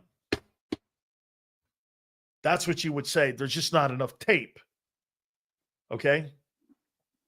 Yeah, that's what they're saying too, Professor. Not a 7th rounder. They got him anywhere from 2 to 3. Okay? You know, I like the Malachi. Absolutely. Let's see here. Gunnar Helm. Let's go to tight end and take a look at him. And I'll do my mock draft again. Anybody else, give me a chance while I'm reading here and looking up the kid. Malachi's got great numbers. Okay, he's got just absolutely exceptional numbers. So indulge me here. We'll go to the tight end because, again, what they're going to do with Dallas Goedert still has to be addressed in what they're going to do at that position. There is no doubt that the money that's being spent on the offensive side of the football is being affected here. You're spending, like I said, $230 million. You're spending $230 million on 9 guys. Man, I love this linebacker, though. Man, I'd love to have this guy. You know, Xander's right, but I hate this. When I can't have a guy like this because, why again? Because the Eagles don't do. The Eagles have changed so much. Like Jahad Campbell, Bradenton, Florida. Every time I see that, that makes me throw up. How's that kid not playing for Florida State, Miami, or FSU? Dang. It's ridiculous. Versatile linebacker with imposing size and strength and ability.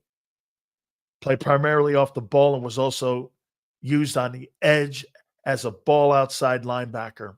Patient with run fits. Diagnoses, shuffles his feet with the best. Downfield explosion. Hits in open windows. Explosive interior blockers. Uses length to separate. He's got an amazing arm reach. Flashes quick hands. Flashes fundamental tackling skills that are superior. Has improved his ability to wrap and get guys on the ground. Elite blitzer. Skills he can hit inside the gaps, get in the backfield and create havoc. Has been effective as an edge rusher. You can use him in the edge. You can use him inside. You can use him outside. How don't you draft that guy? This guy's got an 8. This guy's got an 8, 9. He's got a 9 rating. Man, I don't know about you, but I'd love to have that dude on my football team. That's a great take by Marshall. Sounds like Zach Bond. That sounds like Zach Bond. And he's on a rookie deal. I mean, listen, has been productive making plays downfield as a zone defender. He's shown ability to read route combinations and keep the quarterbacks with their head on a swivel, wondering where he is at all times. I don't like this. Occasionally takes sides. That's cheating. And he likes. I think that's because he's so dominant, though, as a player. Here's a kid that I like that you guys don't know. Demetrius Knight. Boy, I'd like to get this kid in the second round. Man, I saw him play at South Carolina, and he was electric. Xander, have you heard this kid? Demetrius Knight. Man, this guy can play. He is a good football player. Listen to this.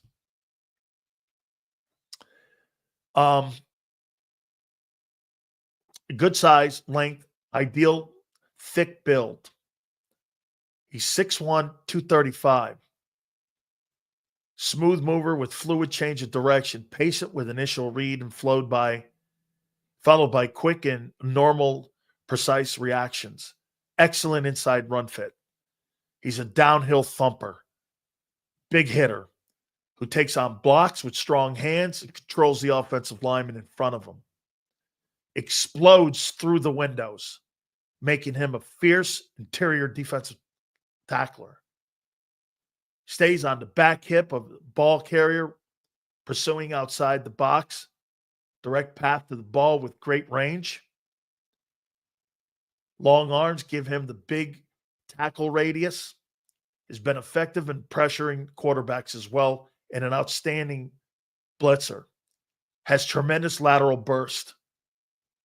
This kid can play, man. 82 tackles, 8 TFLs, 2 sacks. Actually, he's the highest graded. He's got a higher grade than Campbell. And I see him going in the second round. Whew. Man, would I like to grab his ass. Man, would I like to take him and get him in the second or third round. You put him on the other side of Zach Bond, and because of what the injury issues are with Nakobe Dean, you get all these guys in these young contracts. This Kyle Kennard guy, I saw him play also in South Carolina. The Nagurski winner, SEC Defensive Player of the Year, first team All-American in 24. 6 feet, 254. Little short. No way. No, thank you. 6 feet, 254. Yeah, that's not going to work for me. Actually, let me take that back. It's 6'4", 254. Solid build overall, great arm length, 81. Wow. He is 6'4". Notable bend in his stance, ready to pounce. In pass rush, he shows quality burst off the line, makes quality ground in his initial steps. He is a bruiser when it comes to tackling. Rapid arm over, great arm under, exceptional skills in his pass rushing. These are all how the Eagles see these guys, or a book that they're looking at. Again, when you're naming names and you want me to look somebody up, don't throw a name out. You got to throw a position and school. There's 700 names here. Okay? I mean, there's 700 names for me to sit here and for you guys to sit here and look up here. So let me go here. Let's take a look at here. Thanks, Steve. A defensive edge. Let's go here.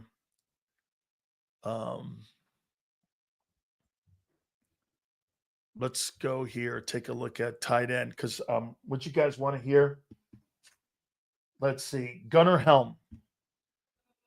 Okay, let's take a look here. Gunnar Helm. Defensive tackles. Let's go to tight ends. Let's go to. We did the tackles. Let's go here to.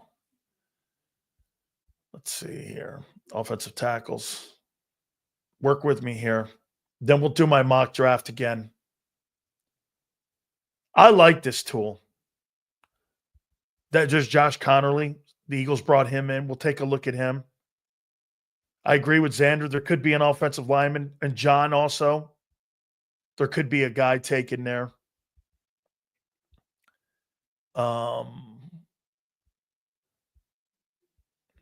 Offensive guard. We're up here. Here's the tight ends coming up. Here's the tight ends coming up here. Let's see here. Offensive centers. Here's the tight ends. Okay, tight ends. Gunnar Helm. Again, this is how Bledsoe. Here's Gunnar Helm. Englewood, Colorado. Between rounds 3 and 4, Texas. 6'5", 251. Good physical measurables with exceptional height and weight and ability to get around the field with his play. Has good initial bursts off the line of scrimmage. Runs a great rub route off the umpire. Runs precise routes, getting in and out of breaks with ease. Soft hands with a catch radius that makes it difficult to defend. Can block the edge with positioning and his ability to be able to use his feet. On some of his blocking assignments, he gets his hands inside the defender and shoulders, and he's able to control most of the defensive ends that he's played against. Good hands on his punch, extended arms on defensive backs. His blocking was vital in Texas's wing and bubble game. Can block on the edge and positioning. His base is sometimes wide, causing, let's see here, causing a balance problem, and needs to ready himself for the big boys at the next level. Needs to show the ability to get open down the field more, not just in the hook or the flat routes. Showed the kind of character needed when he competed the combine in the 40-yard dash with a sprained ankle. Needs to add some strength and develop blocking skills that are necessary that he'll need. His game appeared on the upward track. He was improving each and every single week, making him one of the elite players in the draft at this position. His versatility and ability could also help on special teams. This would be a high NFL stock player. I like that for a late pick in the 4th round. That would be good, man. I like that. I could handle that. 3rd or 4th round. Terrence Ferguson, Oregon tight end. Let's take a look at him. Terrence Ferguson, tight end. At the end of his Oregon career, the highly productive receiver holds school records for receptions, touchdowns by a tight end. He is 6'5", 250 pounds. An ideal red zone player with excellent body control. By the way, he's projected to go in the 3rd or 4th round. Has an exceptional catch radius, ball skills, make difficult catches. Can align in a slot like that and create physical mismatches against smaller nickel defenders. Outruns most linebackers. Ran a 4.5. Runs patterns with good strength to fight through contact early in the stem. The NFL ready body. He flashes as a blocker. Low pad level always. can climb onto linebackers and defensive backs and the perimeter, can block in space, latch on. He has the frame and the tools to be an effective inline blocker in the run game. But doesn't get much movement on the guys, but he's in their face. He makes difficult catches. He's got a great radius. That's a pretty good looking player there. Rounds 3 through 4. You probably get him in the 5th round, 4th round. Again, 7 rating, 6'5", 247 pounds. I'd take that guy. Again, we're talking 3rd, 4th, and 5th round. Sure. Why not? Okay. That's not happening. Okay. That's not happening. Eagles talked to this kid from Nebraska. Let's take a look. And where he is in this. There's the top 3 guys. Kid from Nebraska. There's a kid from Syracuse. That's Oronde Gadsden's son. I didn't realize that. Here's this kid here. Every single player will have on the Bledsoe report.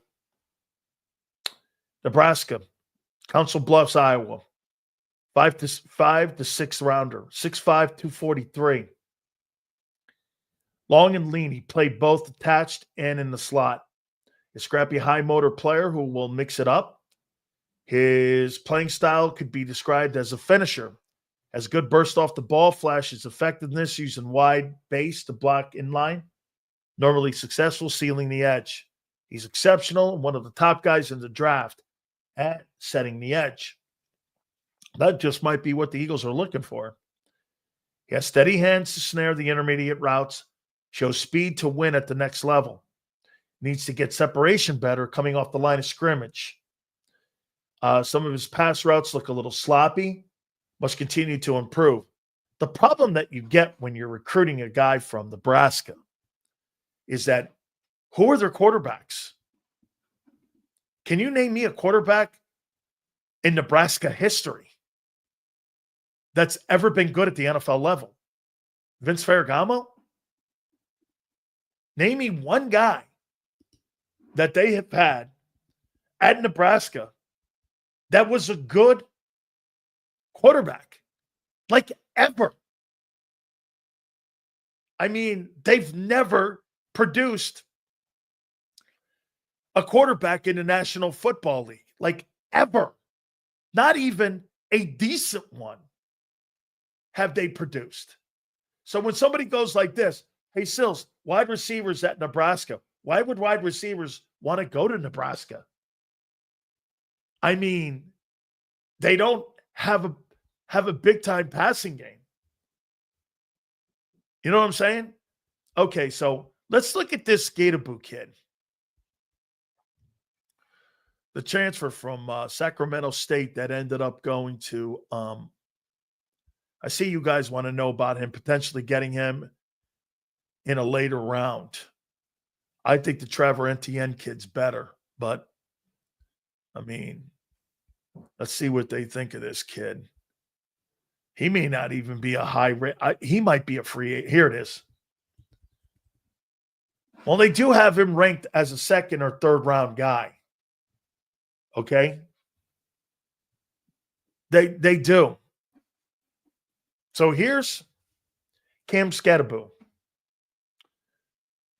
Rio Linda, California, Arizona State. Ran a 4.65. 220 pounds. He's 5'9". 3-year starter. Big Sky Offensive Player of the Year in 2022. His 2nd season at Sacramento State. Transferred to ASU in 23 and earned first team all Big 12, honors last fall after a record-setting season. Thick, developed legs that are short, naturally running back, also capable of having easy bending and being able to run in traffic. Rewrote the single-season rushing records at ASU. A unique prospect who plays with a fiery demeanor, intelligence, versatility that is hard to find. The low to ground running style and aggressive to the hole combined with never say die attitude is a personality changer for offenses.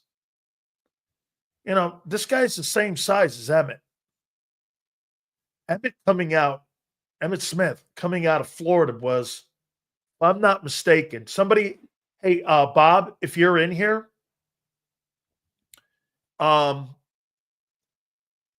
I think Emmett, when he came out of Florida, was 5'9". Walter Payton was 5'9". Just so we put that all in perspective. Okay? Walter Payton was 5'9". So, Emmett was 5'9", and he was like 190, 96, something like that. Okay? So let me do this again here. He's projected second or third round. I wouldn't draft him that high, but I would take him in the fourth to be kind of, A.J. Dillon and him and the running back from Clemson you got a year ago, that'd be a pretty good backfield. That looked nice. Okay. His intelligence, versatility is hard to find. He's low to the ground, running style, and aggressiveness to the hole, combined with his never say never attitude, is personally a game changer for offenses. Breaks tackles, finds the hidden yards every time he touches the football, brings effort and production whenever he carries the ball, catches the ball, blocking on even punting, has experience at two levels, putting the entire team on his back, and there is something about this kid that screams winner. A natural bender with those hips and light footwork, abruptly hits the hole and shows excellent feel between the tackles, and excellent vision. Has incredible effort to get yards after contact when the defenders get their hands on him. Rare contact balance, a weapon in the passing game. Has a fair share of highlight reel blocks where he decleats people on blitzes. A tone setter who creates with both his body and competitive attitude and spirit. Long speed is questionable. Defenders can catch him from behind. A violent run style could create avoidable wear and tear issues. May not have enough explosiveness to create without space. Lack of length and height. However, he's a competitor and shows up in pass protection and is elite in pass protection. That's a really good take on him. I would draft that. I would draft that. I would take that. That, to me, let's take a look at some of these old linemen. The wide receiving core is just not elite. I do not see a lot of people like the wide receivers. Here's Travis Hunter.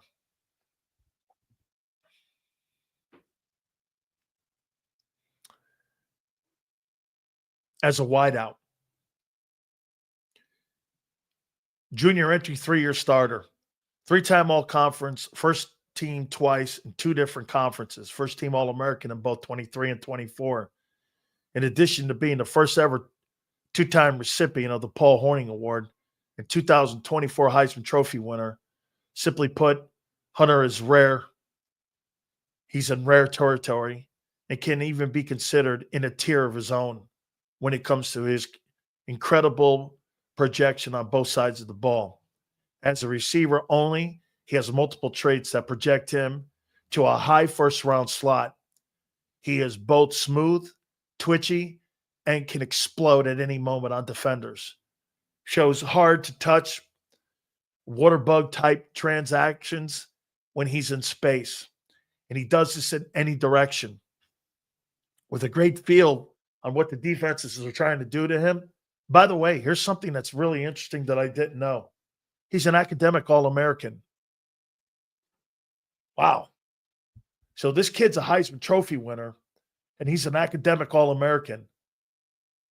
He's got a 9.9 rating. He's the highest rated guy in the draft. Wow. He's an academic All-American.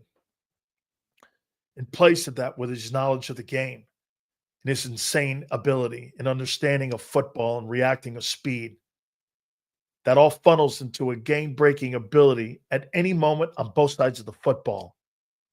Deep routes, short routes, underneath routes. He's tough and hard-nosed competitor, will create in his own multiple areas on a weekly basis. Muscle helps him play through contact because of his size. Elite ball tackling and hands with minuscule sub 3% body fat. This guy's got 3% body fat on him.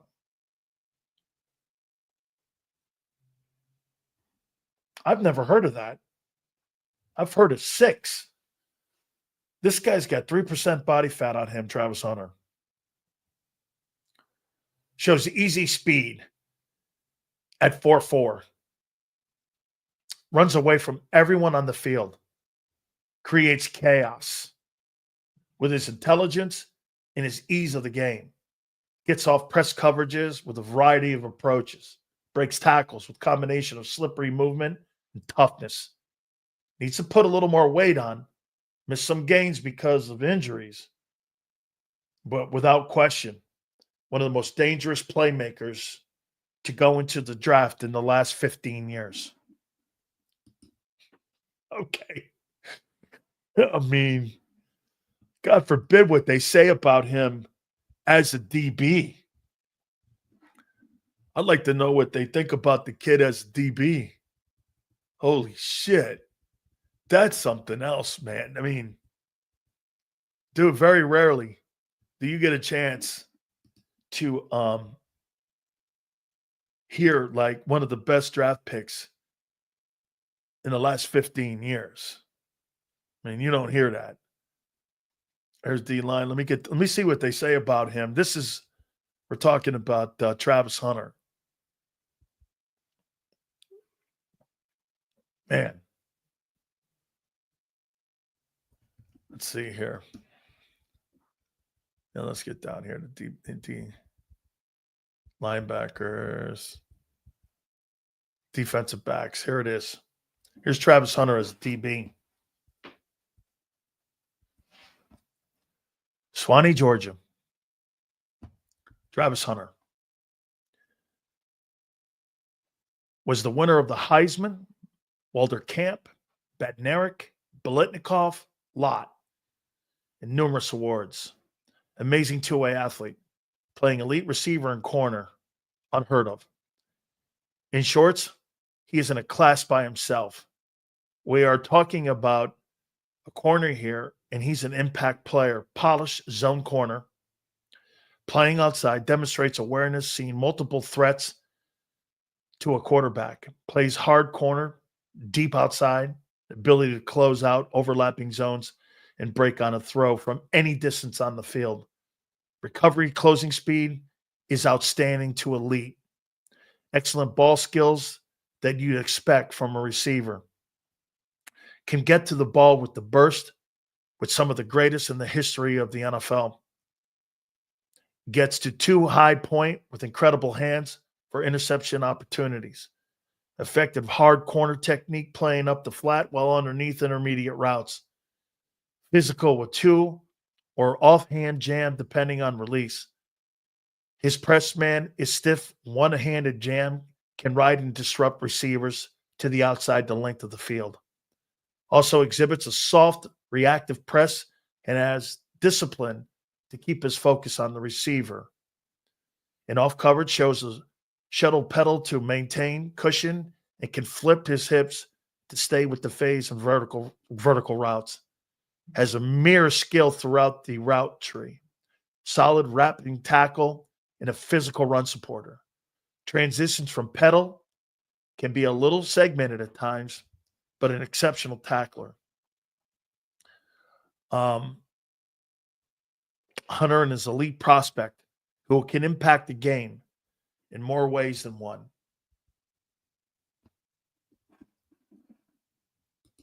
He's the best player in the draft, as I've been saying. And by the way, if he would have went in the draft last year, he'd have went number 1. Okay? I mean, exceptional. Yeah, and that's another thing I dig. This guy doesn't have any private time. You know, the only thing that I hate, and I shouldn't say this, is that, you know, he's kind of got the Mahomes factor around him. His chick gets more pub than him off the field. And that I don't dig. But, if, you know, I'm not saying you shouldn't date whoever you want. You should. And I particularly don't like all the noise around Mahomes, but Mahomes handles it. You got to remember something about Mahomes, though. Mahomes grew up in a professional environment. His father was a pitcher on the 86 Mets. So he grew up around it. And I think growing up around Deion, that's going to give him also, when you grow up around Deion Sanders the way he did, I think that's also going to help you in your development. I'm going to give you my mock again. I did this with Xander, and I'll give you a little bit more and why I decided to choose, because I wrote some cliff notes here. Xander's going to do his tomorrow, I think, and John's doing his Wednesday. So this is my final mock. And I put a spreadsheet out, and I wrote this weekend. So here are my picks.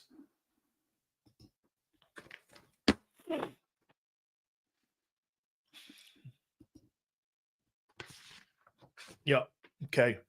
I got the Titans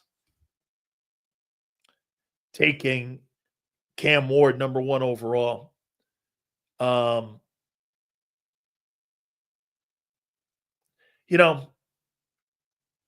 He's got a lot of college experience. I read you some of the Bledsoe stuff on him. And I kind of, you know who he's like? You know that Gabriel Dillon that John likes a lot? Well, Gabriel Dillon, if you remember right, he started at UCF, excuse me. Then he transferred to Oklahoma. And then he transferred to Oregon. Obviously, he's going to have the most experience. And he's going to see different systems. Is that inviting to a team that you know how to play in 3 different systems? It is, to me. And Cam's done the same thing. Went to a smaller school, went to Washington State. I had a chance to talk to him a bunch of times at Miami. And, from Washington State, he goes to which obviously had better talent. Miami's only problems the last 20 years, has been we haven't had a quarterback in the building. I mean, we had 4 first-round draft choices from 1983 until 1990. We had 4 guys go in the first round. In 7 years, we had 4 first-round draft choice quarterbacks go. And we haven't had a first-rounder go in the longest of times. Okay? Brian, appreciate you, brother. Sills, you see my Akron goat, Wardell Curry, go bananas against the Rockets. LaBozo would never. Hey, no, the number one thing, Brian, I'm rooting against the Lakers. That's the only thing I'm watching the NHL playoffs. But the only thing I'm watching the NBA is the Lakers to get beat. That's it. I'm just watching the Lakers to get beat.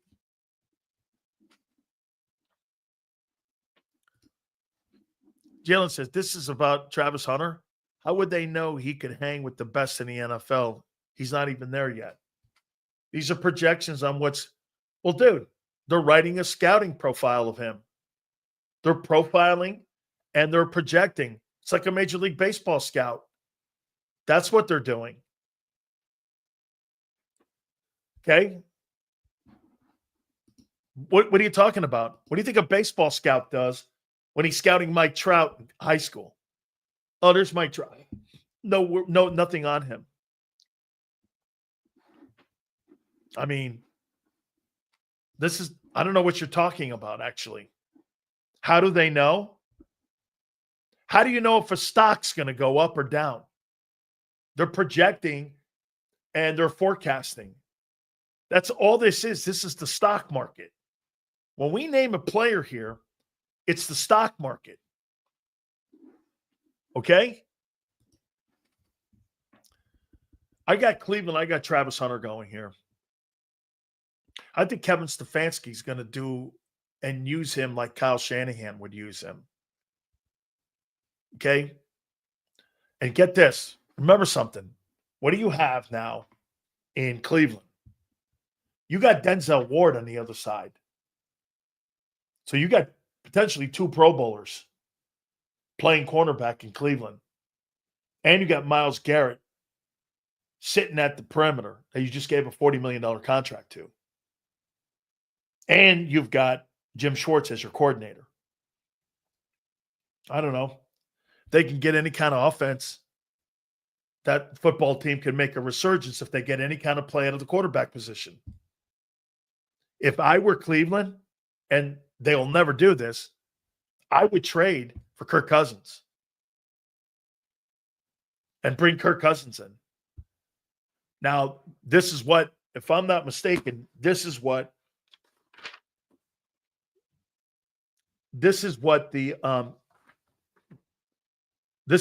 Falcons want. The Falcons want someone to pick up $20 million of the $45 million that's left in guarantees on that 4-year $180. Then after 3 years, you can restructure that $180 million deal the Falcons gave them. And nobody's biting on that. They pretty much get this. For you to get Kirk Cousins in the building, they want you to pick up $20 million of the $45 million that's still left on the Kirk Cousins deal. That's why Cousins hasn't been moved. Is because of the number that's Atlanta wants too much. Kirk Cousins is a good quarterback. For me to pick up half of the guarantees on that 4-year 180, no way. Why would I do that? And what Cleveland has, now the restructuring of what Deshaun did helps that move, but they need a running back. They moved off of Chubb. They need a little more help in the O-line.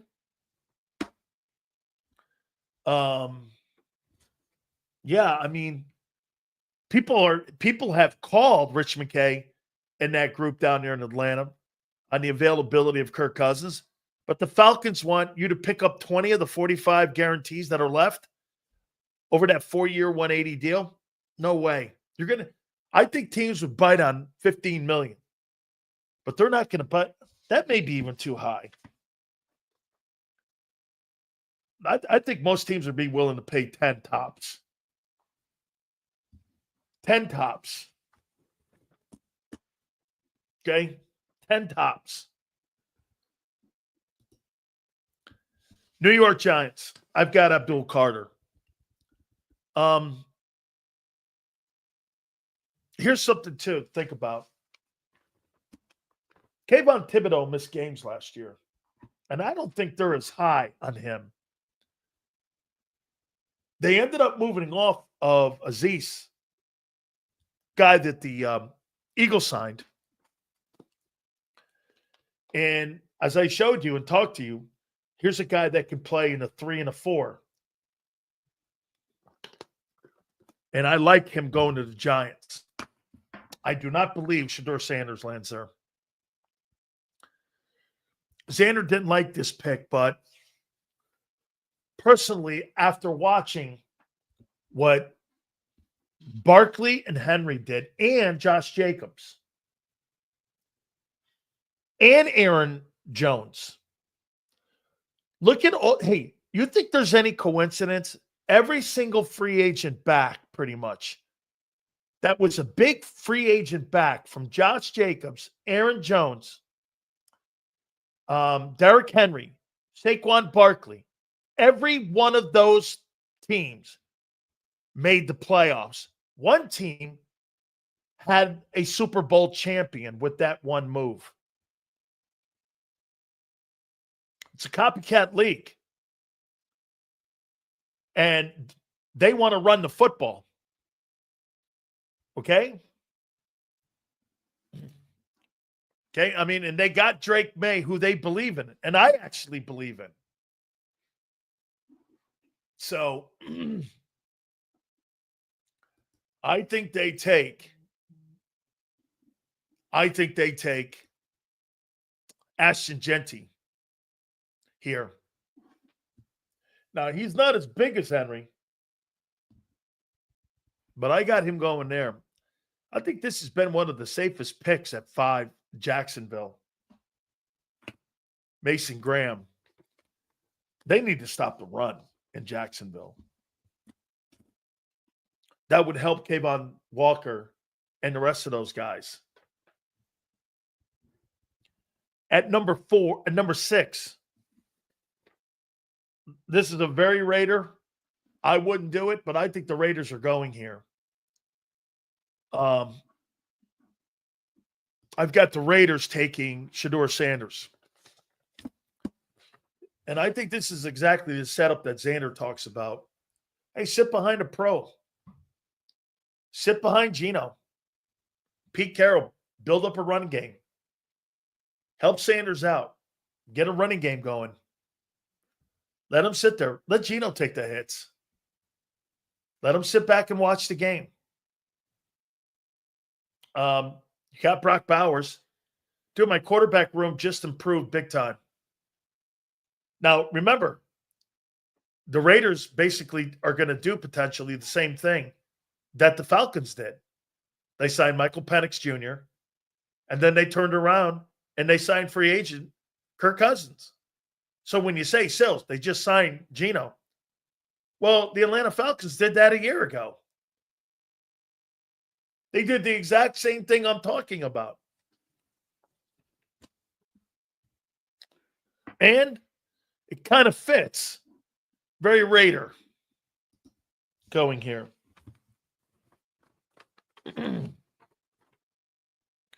At number 7.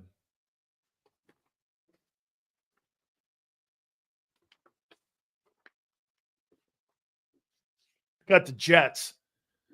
Armand Mibu. He's a young kid, too, 21. Now, you start to do this. You start to think about what they're starting and looking like in the offensive line. They're starting to build up that old line. I can't believe it, but I'm saying the Jets are going to do a right pick here, which is incredible.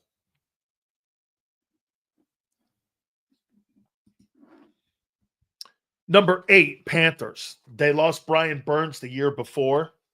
They're going to go Jalen Walker. Need a pass rusher. Saints. I know you're going to be shocked. I got Jackson Dart. And here's why. Derek Carr's gone. Because of shoulder injuries. Kellen needs a guy who can distribute the football. Take a look at what he has had or has there in New Orleans right now.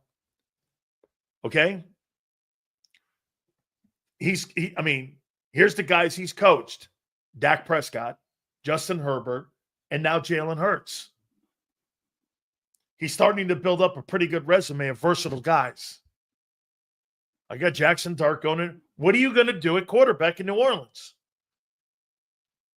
Can somebody name me who's on the roster right now? Name me one guy on the roster in New Orleans. What are you doing? You don't have bad offensive personnel. Your defense is not awful. Who is the starting quarterback right now in New Orleans? Can somebody tell me? Hey, Kyle, who's starting right now and penciled in as a starter in New Orleans? Spencer Rattler? I mean, what are we doing here? Spencer Rattler is the starting quarterback in New Orleans for Kellen Moore? No way. Not happening. Seals, what are your thoughts on my brother Shannon getting extorted because of quote unquote baby gravy? I say this to you, and Brian, I appreciate it. They come after you when you're on top, my friend. When you're on top and you're getting ready to sign a $100 million deal, they come out of the woodworks. Spencer Radler is the Saints. That's why I'm going Jackson Dart. Seals, I agree with your take on the Eagles draft. I'm all on Malachi Starks. I think he's a top 5 player in this draft. As I do too. Okay, as I do. I got the Bears taking Will Campbell. I've got the 49ers taking the DB Will Johnson. They lost guys in their secondary. They lost Hufanga. They've lost guys in that secondary. They lost Ward, if I'm not mistaken. At 12, I got the Cowboys taking a wideout. Matthew Golden from Texas. Here's a trade. I've got the Colts trading with the Dolphins. One trading down like the Cowboys and Eagles did a couple of years back. I got the Colts taking Tyler Warren. And I got the Dolphins with the 14th pick taking Jadad Barron from Texas, corner. 15, Falcons take the Kid Campbell, linebacker. I love this player. Arizona, I got Kelvin Banks to be on the other side of Paris Johnson. Got to start getting that O-line. You're watching anything on what. And remember, Jonathan Gannon was in Philly. What's the number one thing he knows? O-line, baby. O-line. Bengals, 17th pick. I've got Mikael Williams, Georgia edge rusher. I believe Trey Hendrickson's gone. And I'm just playing the odds here. Hendrickson, I think, gets traded to the Bills. Seahawks, Ted McMillan, they lose DK Metcalf. Again, trying to look at what teams need and look at. Green Bay trades with the Bucks. Emeka Ibuka, wide receiver from Ohio State. Put him on the other side of Christian Watson. Broncos at 20. I got Omarion Hampton. Pretty good player, under the radar player, running back. At 21, Steelers, I have Derek Harmon. Got to start thinking about replacing Cameron Hayward. I mean, we're talking about a 35-year-old guy.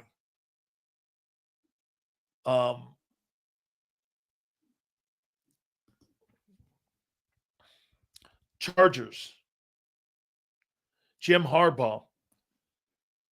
If they don't trade for Dallas Goedert, it's the Michigan tight end. They want a tight end in the building in that place desperately. This is the Bucks at 23. Shamar Stewart, edge rusher. Bucks need some pass rushing. At number 24, I've got the Bills taking Mike Green. So now you've got Mike Green. You've got Joey Bosa up there. You got the Miami Hurricane kid. You got a pretty good-looking group up there in the edge in Buffalo. And you're retooling that defense a little better.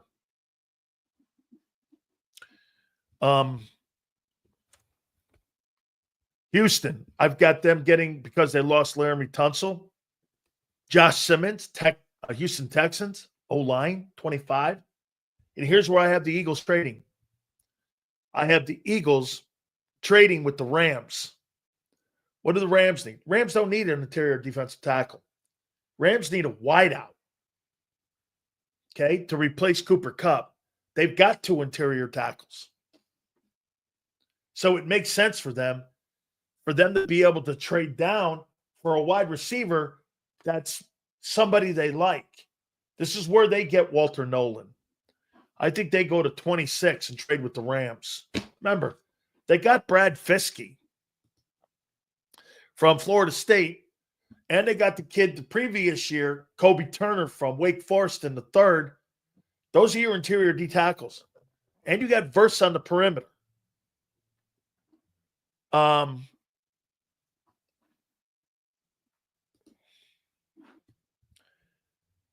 got Kansas City trading with Baltimore. They need O-line. If you didn't witness them getting murdered in the draft, then, and I got the kid, Orante Ezeri from Minnesota, offensive tackle. I got the Lions, 28, Tyler Booker. I've got the Commanders with Donovan Izaraku from Boston College. The Vikings, here's the trade with the Bills. They get Nick Emenwara, South Carolina safety. The Ravens get Malachi Starks. Man, I mean, you got Starks and you got Kyle Hamilton playing your safety position. In the Rams, Luther Burden III, wide receiver, taking for Cooper Kupp. I think it's pretty simple. I think they trade up. I didn't really think they were going to, but I think they do. All right. We'll have Michael Urban on Friday. We're going to have a boatload of guys. I think Boomer Esiason's tomorrow. So do me a favor, guys. Please hit the like button. Thank you guys so much. Big Joe, Xander, thank you. 2 to 6 tomorrow, and we'll see you on the flip side.